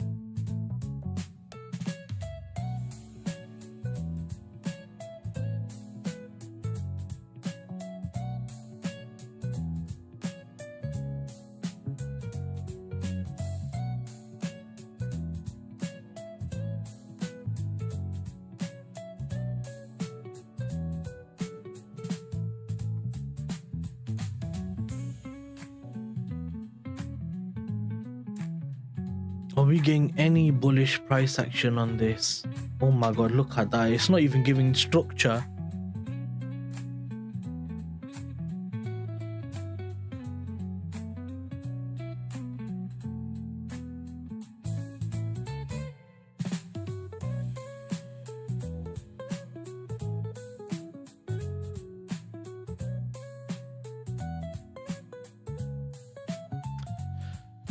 This price action is absolutely hideous price action, man. How in the world am I supposed to trade this?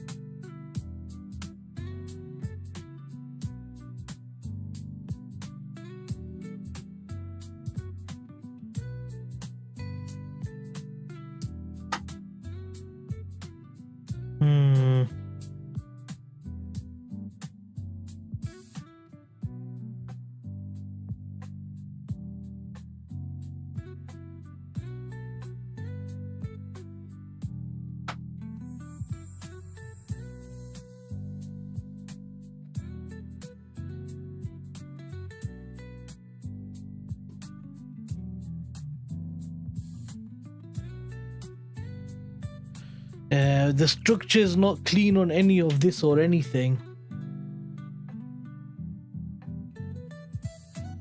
Yeah, nothing on GU there. We do have an invalid zone right here.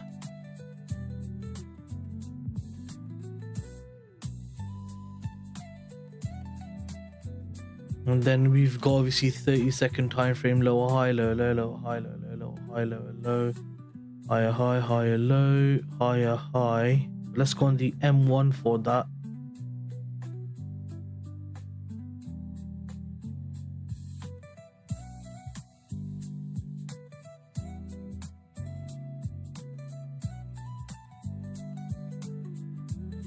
So lower high, lower low, lower high, lower low, lower high, lower low.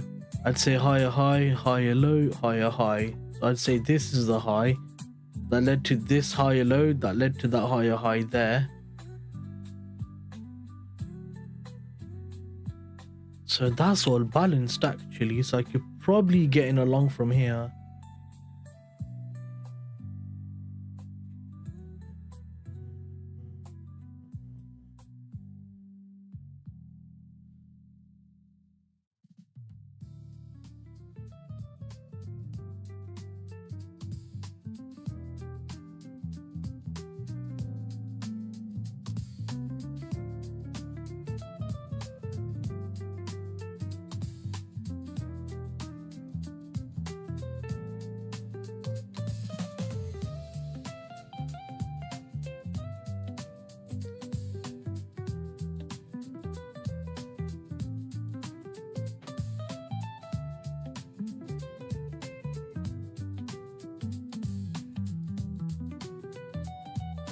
Bearish as hell right now.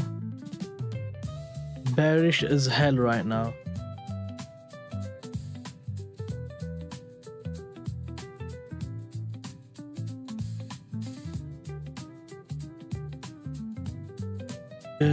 M5, I'll have a look in a second, bro. There might be a trade coming.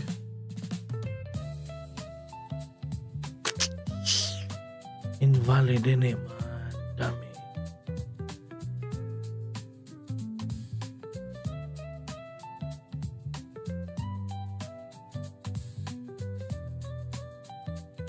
I wanted to long it from here, but prices tagged the invalid zone on GU. I really wanted to long it from here.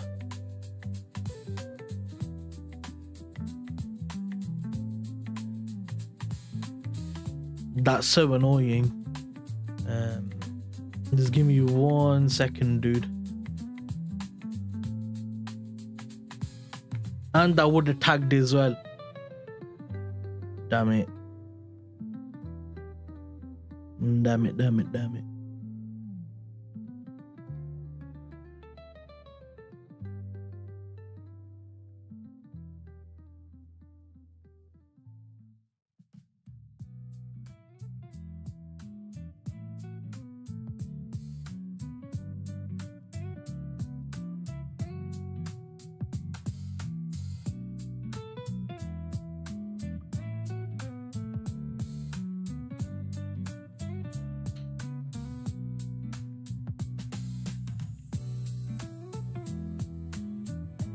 Now it's gonna tag that invalid zone and take me out. Yeah, I swear to God. I swear it. Okay, M5 structure. We're bearish. Very bearish on M5. Very bearish on M5. I can't find any bullish structure on there at all. That's completely bearish. If you're talking just today, yeah, we're bullish from there, but then we can't be bullish if we've come all the way down, dropped below Asia. But obviously, you do have all this imbalance to kind of target again. GJ. Oh, sorry. I thought you said GU. My bad. My bad, bro. My bad. So low, high, low, low, low.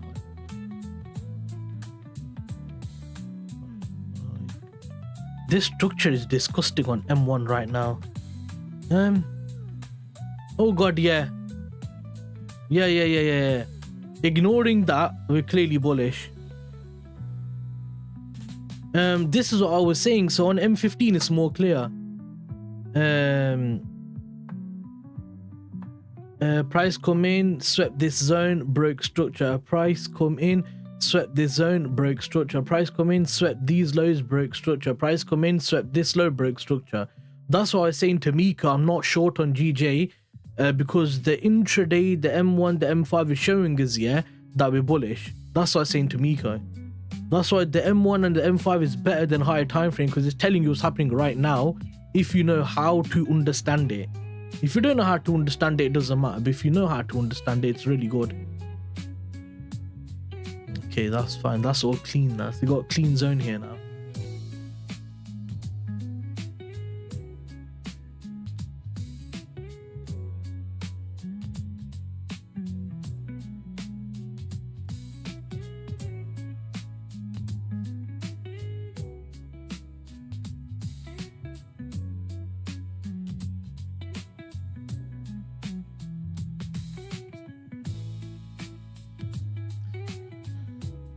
And also have a trend line conference. Yeah, makes sense. It does make sense.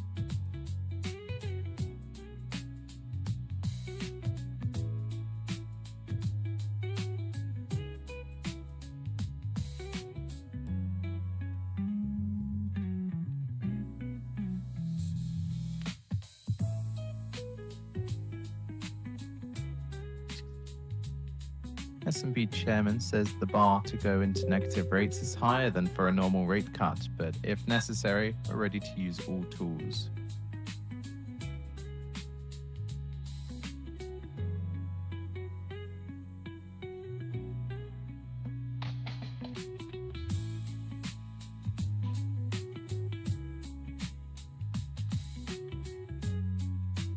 And SMB chairman says Switzerland has very high tariffs. For some companies, it can be very challenging.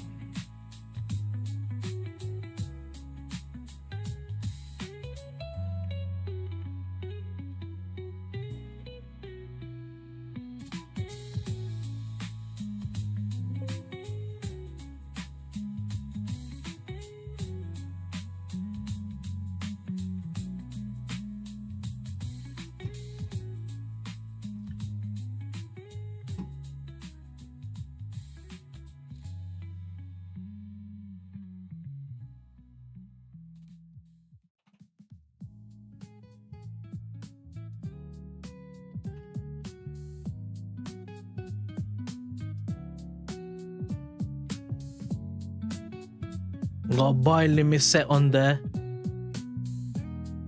Got a buy limit set on there. And then I've got a buy limit set on there. And I chuck it on this account as well really quickly.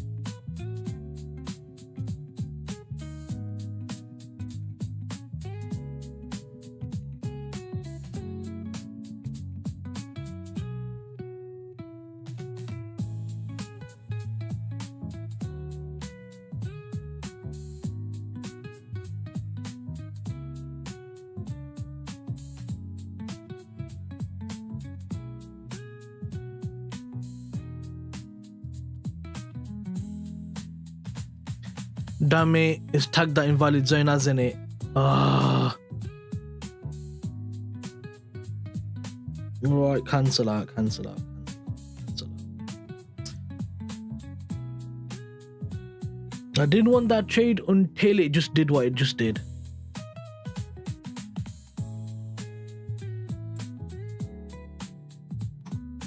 That's so annoying. I just don't feel comfortable taking on M1. Yeah, I get you. Don't trade M1 if you don't feel comfortable. It's the fastest time frame, the hardest time frame. Most people can't do it. You need really good psychology, all that stuff. If you can't do it, bro, just don't force yourself into it because you're just gonna get annihilated by M1. You need to be like really confident of what you're doing and everything.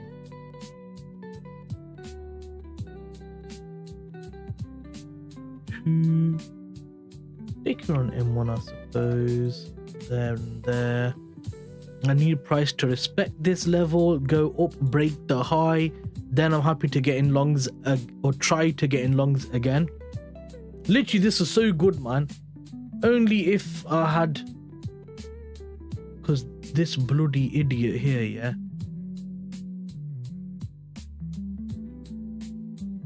Yeah. So it was in that supply zone. This literally tagged the entry, and then you took out the supply zone. You've got to be kidding me, man. And about 4% of Swiss exports are directly hit by US tariffs.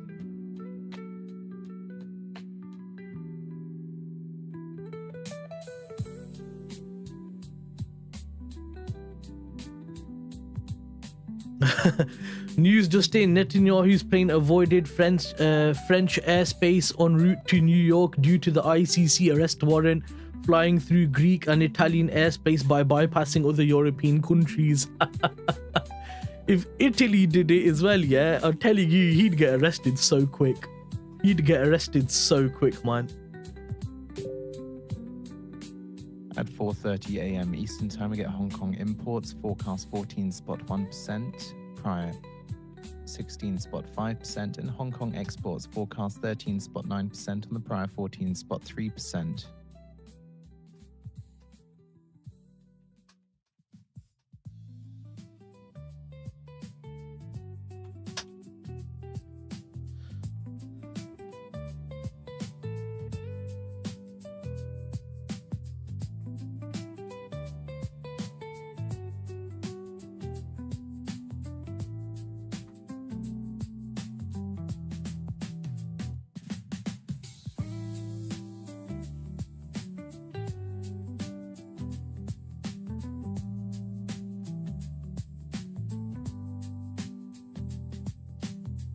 See, the entry would have been here on the 30-second chart. Yeah, lower, high, low, low, lower, high, low, low, higher, high, higher, low, higher, high. And then it would have been from this zone here, but that would have been like a 1 minute entry. And as I said, I can't take a trade that fast. I'm not that fast. Why are you coming fast? Me not that fast.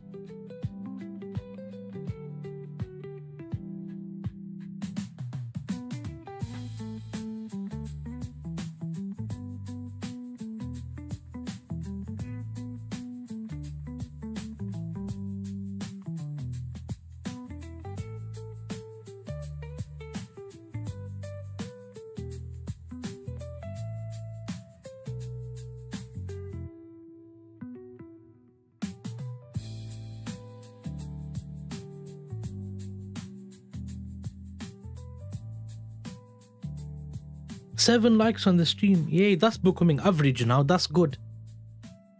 Challenge slowly growing. Teeny tiny way. Ugh.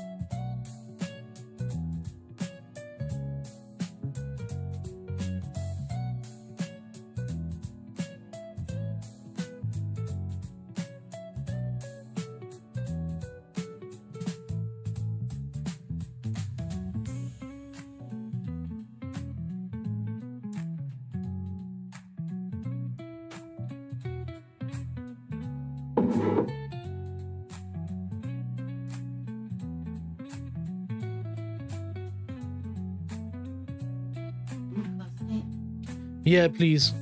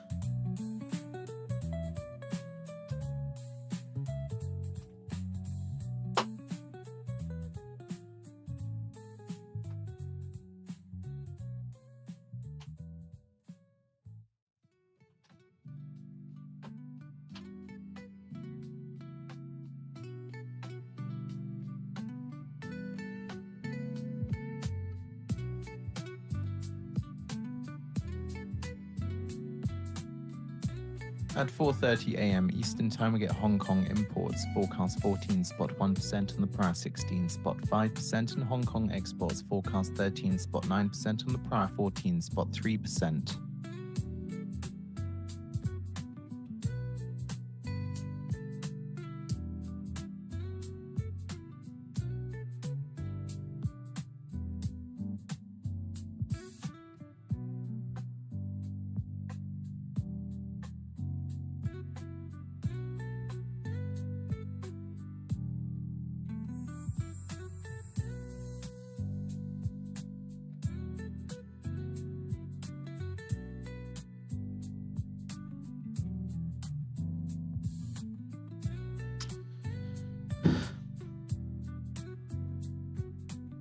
Come on, man. Give me something, will you?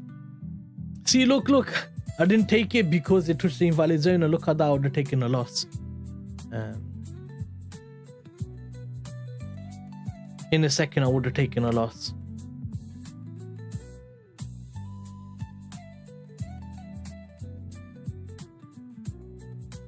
See, look.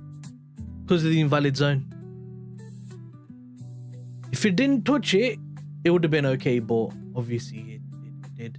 And then this had that stupid thing as well.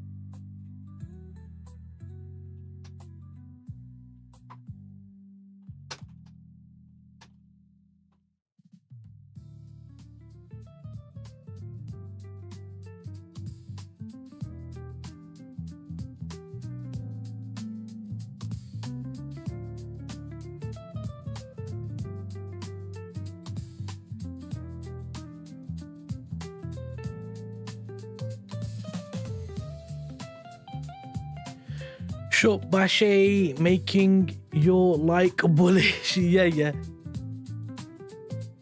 I was looking at the algorithm, yeah, it's actually annoying because if too many people like and they don't come back, it's like, why don't they come back? And the YouTube algorithm's like, there's a problem here. And I'm just like, God damn it, give a guy a break. So yeah, it's just about to get an EU longs, had the limit set, everything, but then it hit my invalidation. So nope. Now the only other thing we do have is if we break this high here on GU, 408, set the limit there, and EU takes out this invalid zone, then we might be okay.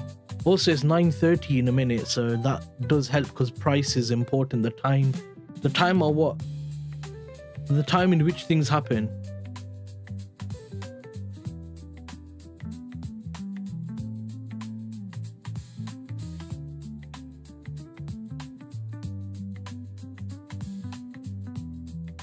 I'm gonna mark out these highs as well for New York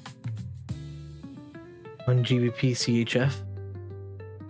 See if I can catch anything. 1 minute remaining. I'll lead with New York. Hong Kong imports.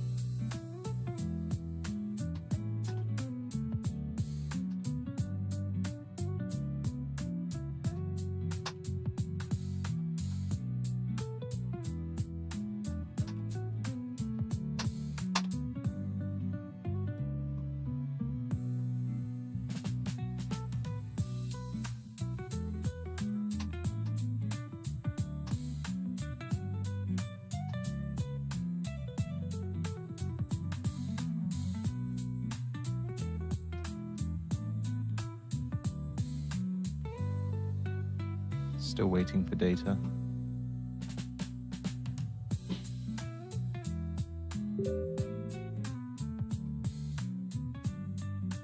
$11.5%, 11.5% lower than forecast, 14.1%. Exports 14.5%, 14.5% higher than forecast, 13.9%.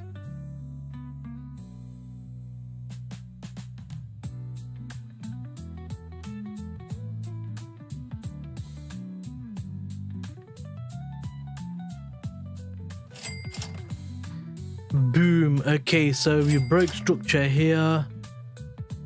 I said we can't get into a long until EU does something good. So I can't do anything until EU does something good. Come on, EU, fly up. Take that invalid zone out.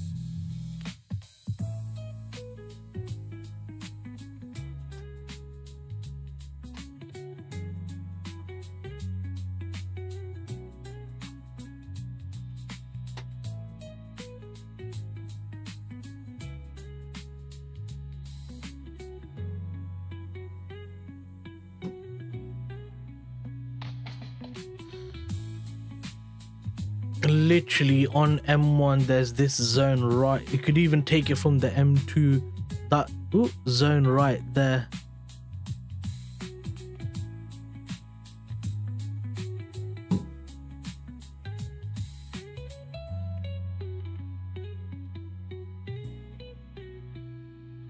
Done with laundry, welcome back. You took ages, bro, with the laundry, man. You took very long. I was gonna take a trade on EU's Francis, literally right here, bro. Price almost tagged, but GU tagged the M1 in supply zone, so I didn't take it. Then it flew all the way up, tagged the invalid zone. I was like, damn it. So I couldn't take it, obviously. When price pulled back, obviously pulled back and took that zone out.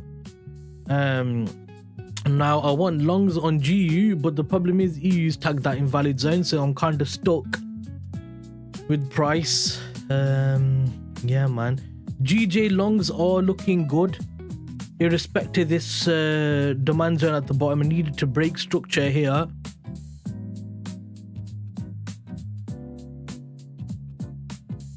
And then potentially get into longs. So yeah. I like GU just because like it's not a bad size, you know.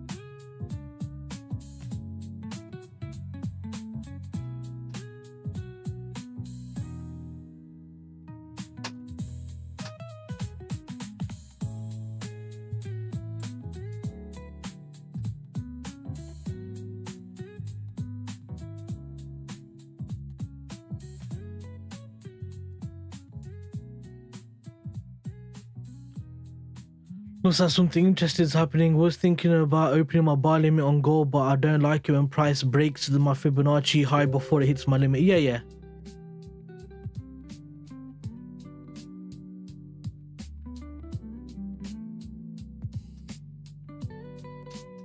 S&B chairman says we are not speaking about reintroducing a minimum exchange rate. The situation is different to 2011.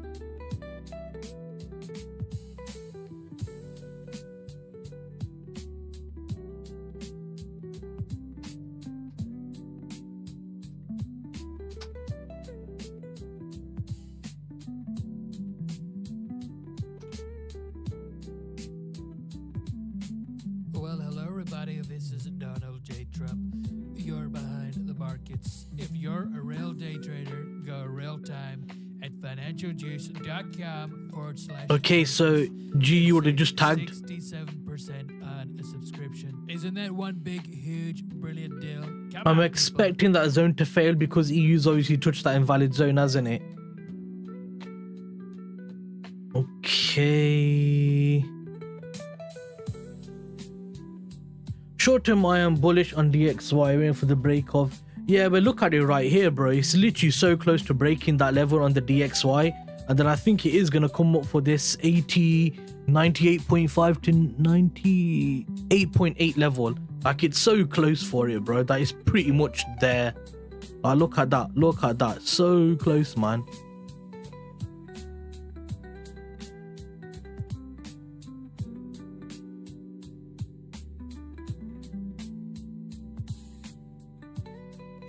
Let me have a look at gold again so you can have a look at what you were talking about there, Francis. So you said I was thinking about opening buy limits on gold, but I don't like it when price breaks my fib high before it hits my limit.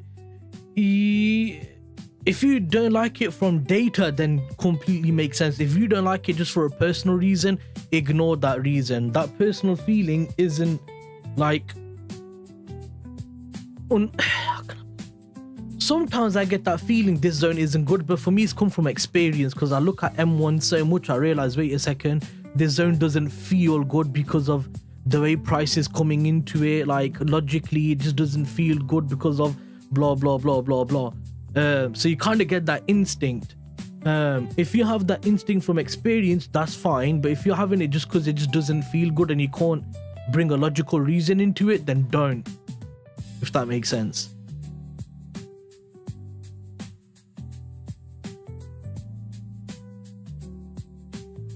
But honestly, that gold trade was sick there, man. Honestly, like from here and literally covering this low, bro, you'd have been up like, yo, almost 5R, man. That's not a bad trade.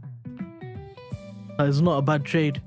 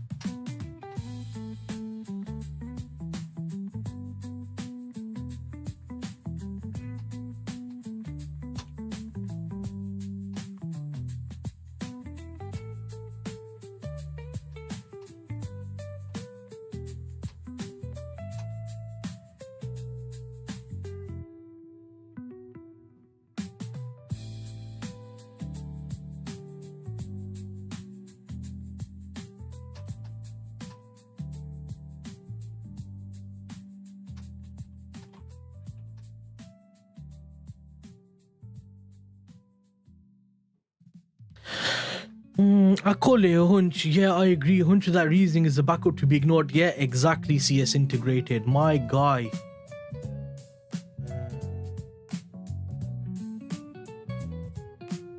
Who sent me a message on my X account?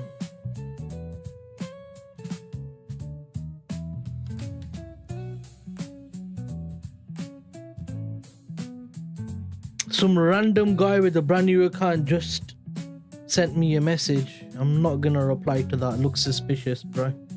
Won't lie, that looks suspicious. They're liking my posts now as well. Don't know who it is. Very suspicious. EU, what you doing, kid? I learned after numerous losses. Yeah. You know, to me, like, I've not blew any single account. I've had accounts taken off of me because like prop firms have closed, but I've not blew an account until recently, where I was up 20% on an account, and there was a consistency. So I just risked full daily loss, bro, so I could hit the consistency because I don't care. But I've never actually lost an account or anything, so I've never had the issue of learning from losing. I've had it from, I know this is gonna happen, why make the mistake to learn from it? Like, I don't need to make a mistake to learn from it. I'd rather just learn by learning the mistake other people did. Rather than letting myself make the mistake and then, oh, what happened? You know, like, I'm a bit different in that sense. A lot of trades taken after price breaks the fib high or low, either hit SL or BE. The London Open is the one that's supposed to fill my limits, like yesterday's trade. I almost blew half off my account because of a hunch that comes from FOMO. Bloody hell, bro. Bloody hell. You know what? One of my accounts right now, yeah, it was in 9.7% drawdown, yeah. Now it's in like a 6% drawdown. I'm just clawing it back slowly. And that's just because that prop firm is so disgusting. When I use my trade copier, every other account hits SL or BE. This account always hits SL. Always. So even if it's a break-even trade, this account somehow finds a way to hit SL. Disgusting. Anyway, so yeah, it's one of those things, man. FOMO and stuff like that, I don't get any of it. But you know, a lot of it stems from greed, because a lot of people have greed for money and stuff like that. And they have a nickname and it's 3 letters.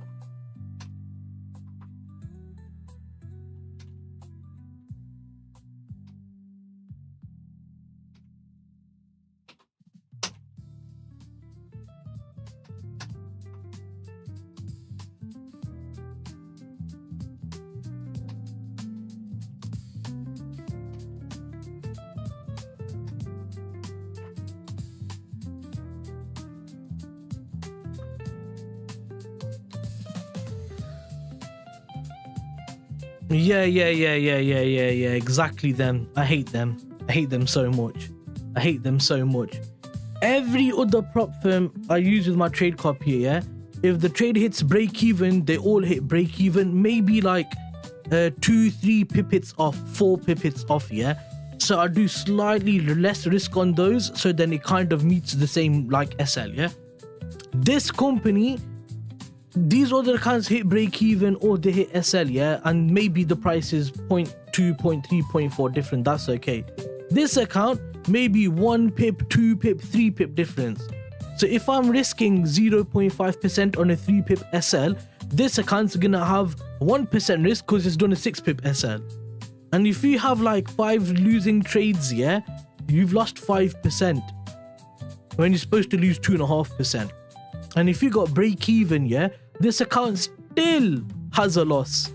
Still has a loss, even though it's break even. The other accounts will lose like, you know, 0.2, 0.3 pippets, maybe like $100, $200 on a 50k account, or on a 200k account, like $300-400. That's okay. It's just that tiny bit of difference, yeah. But ACG, they still hit like 0.5% loss, 0.5% loss. It's disgusting, man. And also, your entry, like on it, I hate them so much, bro. I've literally said to them in Discord, if I bring my account back to break even, can I give you the account back? Give me my money back. I don't want to deal with you. They said no. And I even said, can I give the account to a friend? They said no, you can't. Oh, thank you. Honestly, I really dislike them. Really, for M1, they are hideous, bro. Hideous. Funding next better, Quantecall better, FX2 funding better, FTMO better. US everyone's better on M1.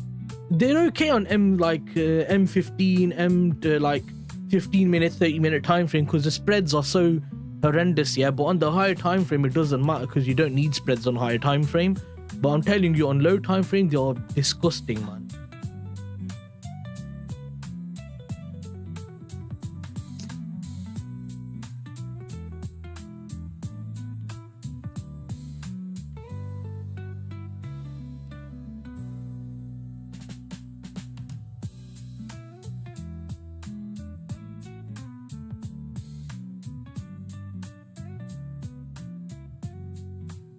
Welcome back.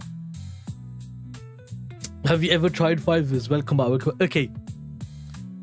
So, hello back on front. You idiot.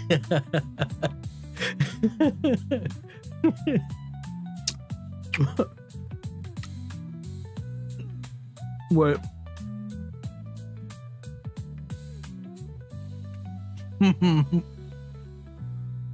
Ended up long in GJ. Go for it, lad. Go for it. Price didn't give me a clean entry yet.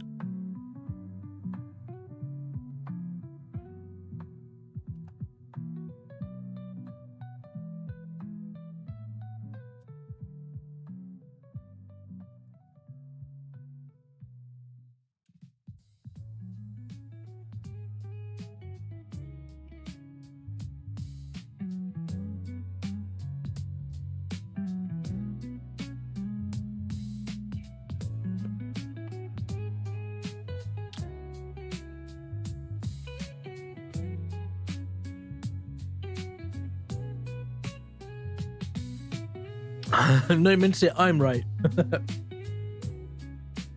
I was looking for a price to break this high, but there's no clean demand zone. The only clean demand zone was this one down here. So obviously, price broke it, but it just kept going up, slowly. So it wasn't really anything I could do with that. I'll take the bottom, then someone can be on top. Oh my god. You guys are stupid, man. But that was funny, so it's okay.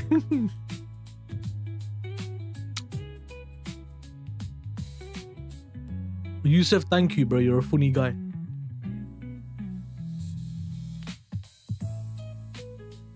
You can't go forward.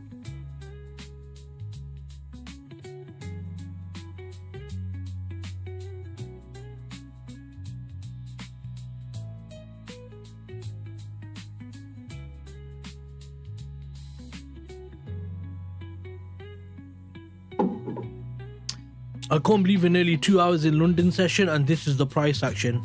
Absolutely horrendous.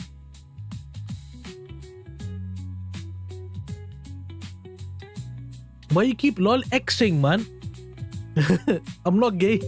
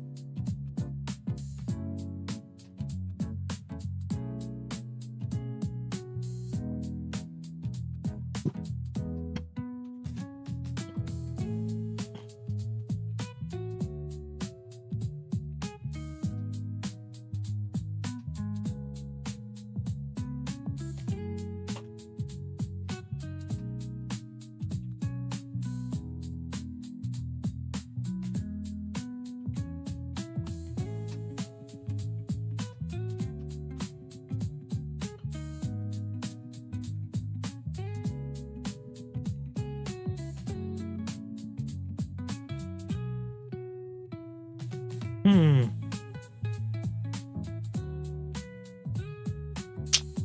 don't know.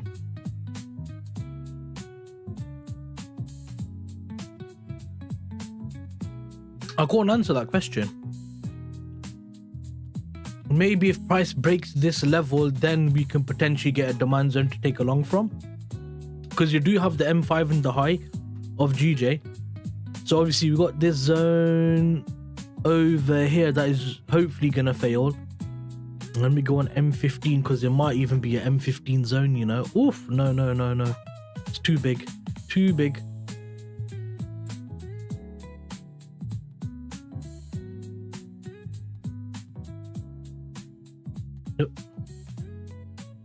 Yeah, M9's perfect. The 9-minute time frame is a perfect supply zone right there. And obviously figure M5, it's that zone there.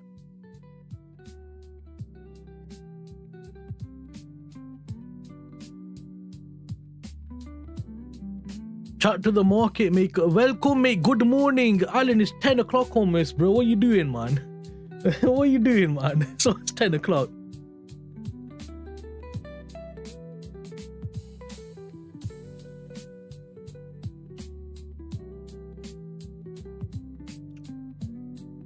Been up since 5 a.m. Are you mad? Why, man? Why you not been sleeping?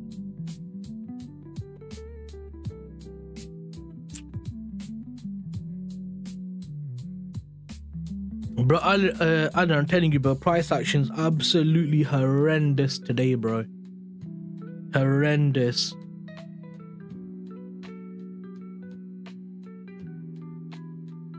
You were saying yesterday, oh yeah.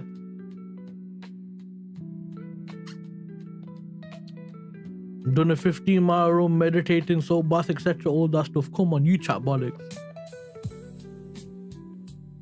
100% you chat bollocks.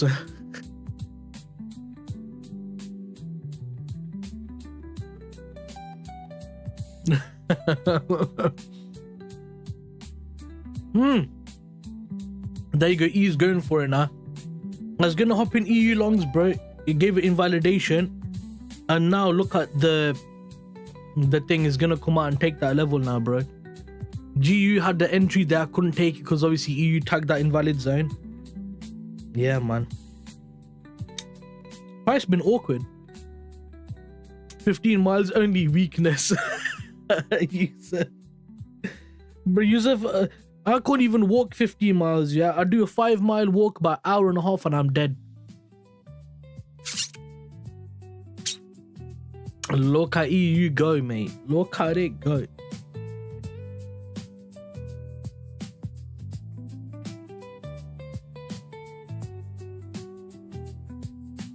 In Kenya, Alan, they walked 15 miles just to go to school.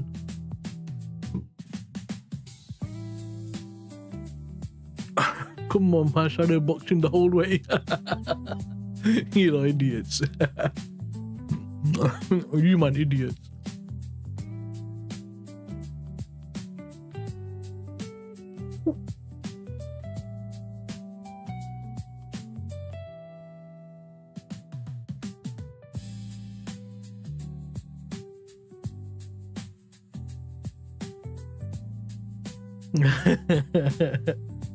Shadow boxing, yeah.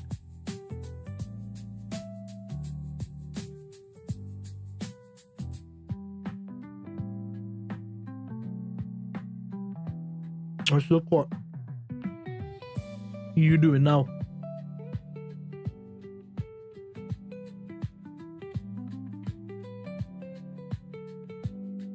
We got all this level here as well.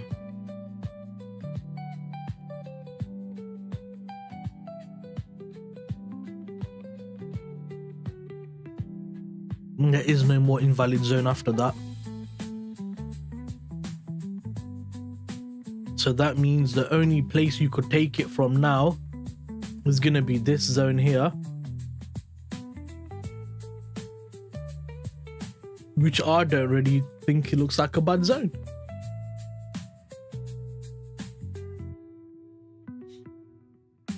$35 doesn't look bad at all.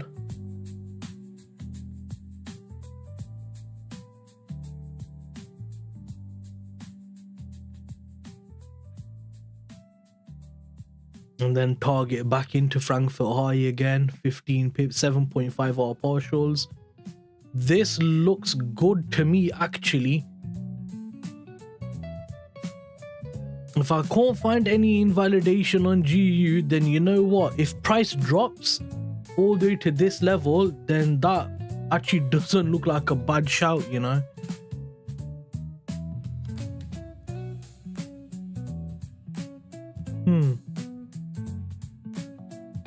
Yeah, what about GBPJPY? What's going on with this?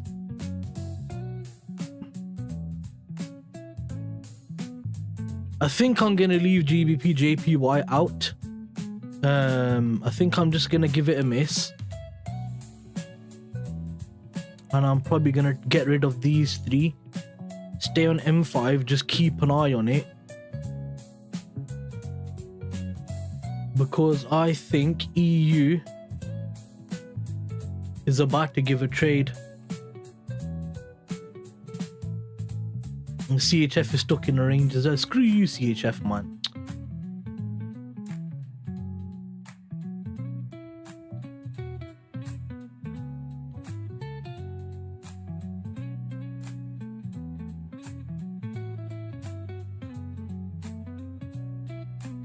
$75, 76, 55.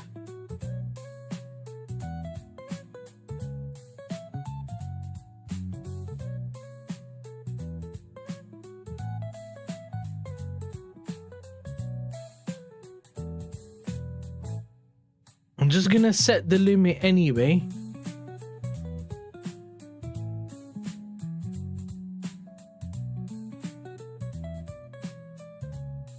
What's the SL? 2.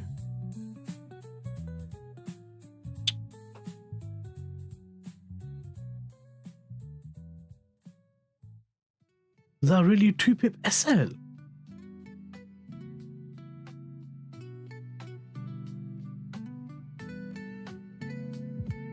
.4.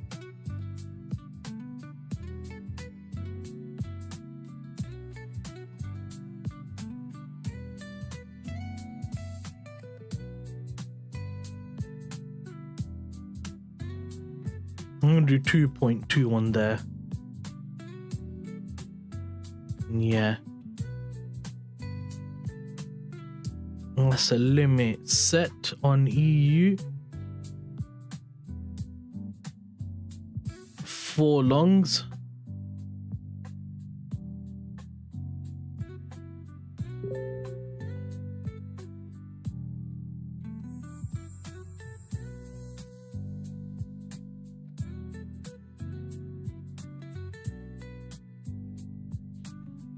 And then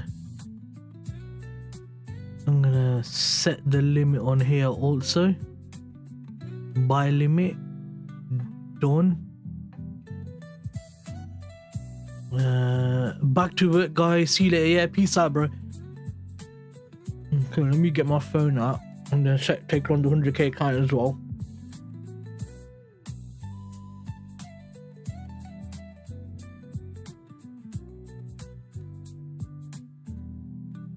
What pair was that? EU, yeah. EU M1 limit. What was the price? All the way down here, yeah.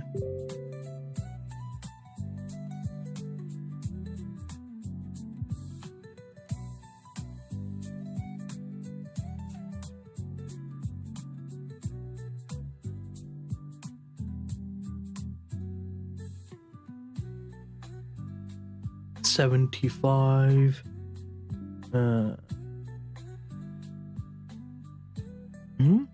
The limit should have been 2.2. Oh, 2.2 there. And that was 53. So 2.2 is 53. .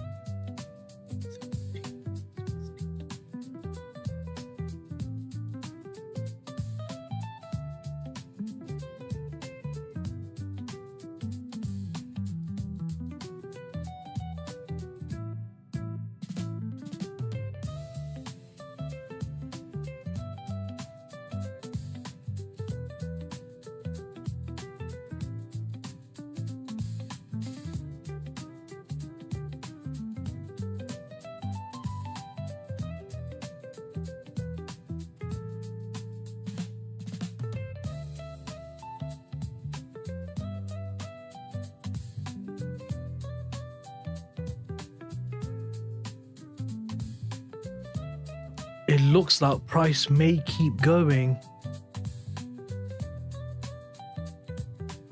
Because we've broke structure here now. Now this, no, there's no demand there. There's no demand zone there. Not that I can see anyway.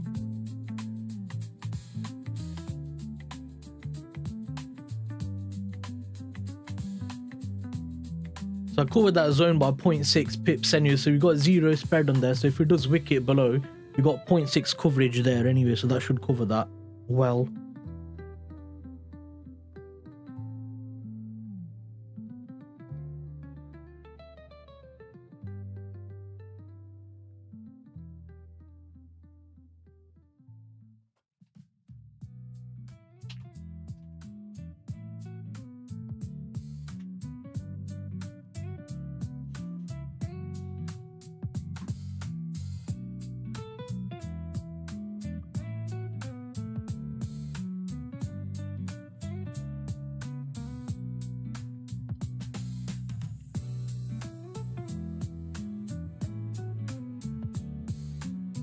The only thing I don't like is that, yeah, see you later, bro. I'm gonna stay on the stream because I got this limit set. So if it gets triggered before 10:15, I'm fine. If it's after 10:15, I'm gonna cancel it and call it a day. And then obviously, when I say call it a day, I mean call London session quits, and then I'll come back for New York session after the GDP, because there's gonna be a big move after that. So we'll see what that does then.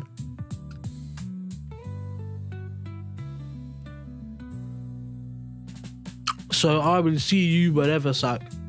Thanks for coming as always, bro.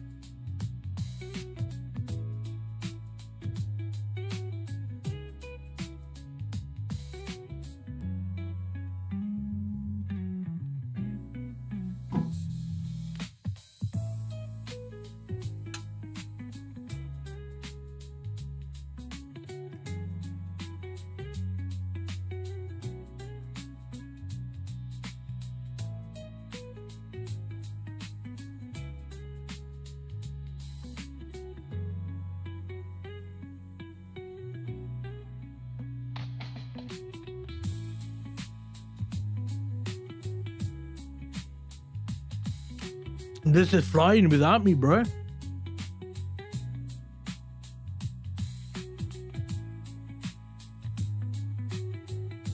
How much of an extension have we got from here?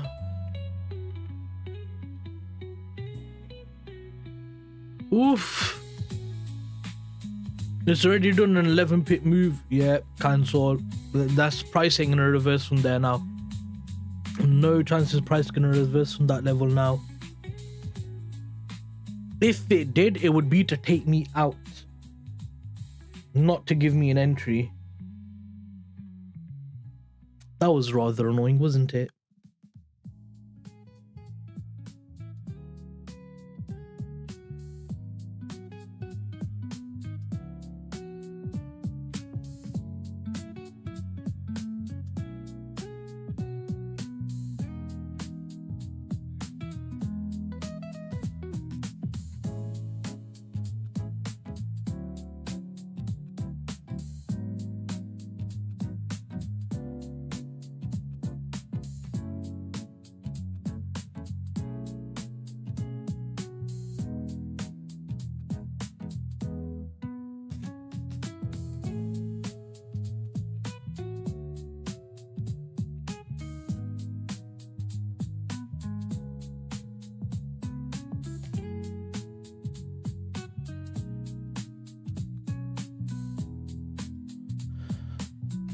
Yeah, look at that go.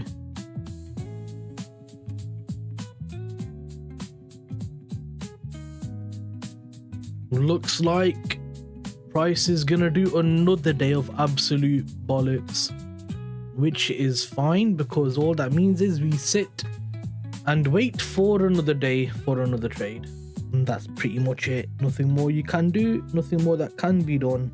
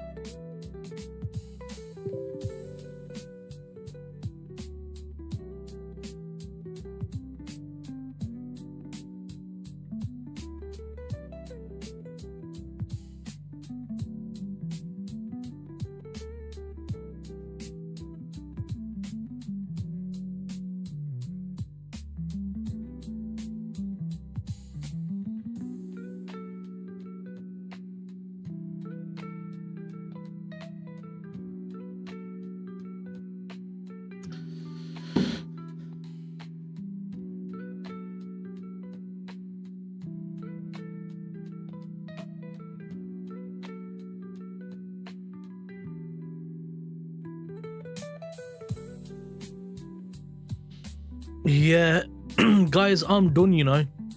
I don't know if anyone hears or not, but I'm done now because it's basically 12 past.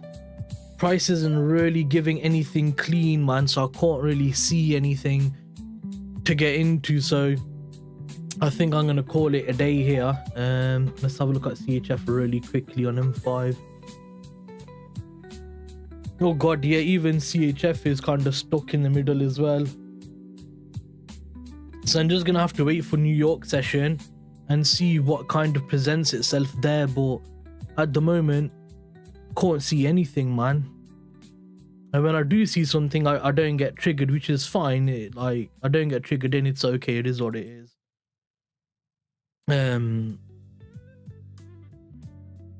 But yeah, that's me done, guys, anyway.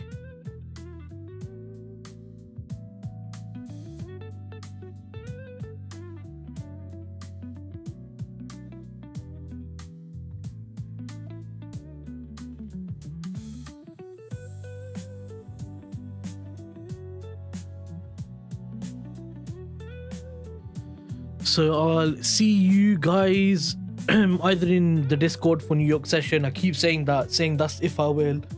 If not, I'll see you guys tomorrow. Peace out, everyone. Thanks. Bye.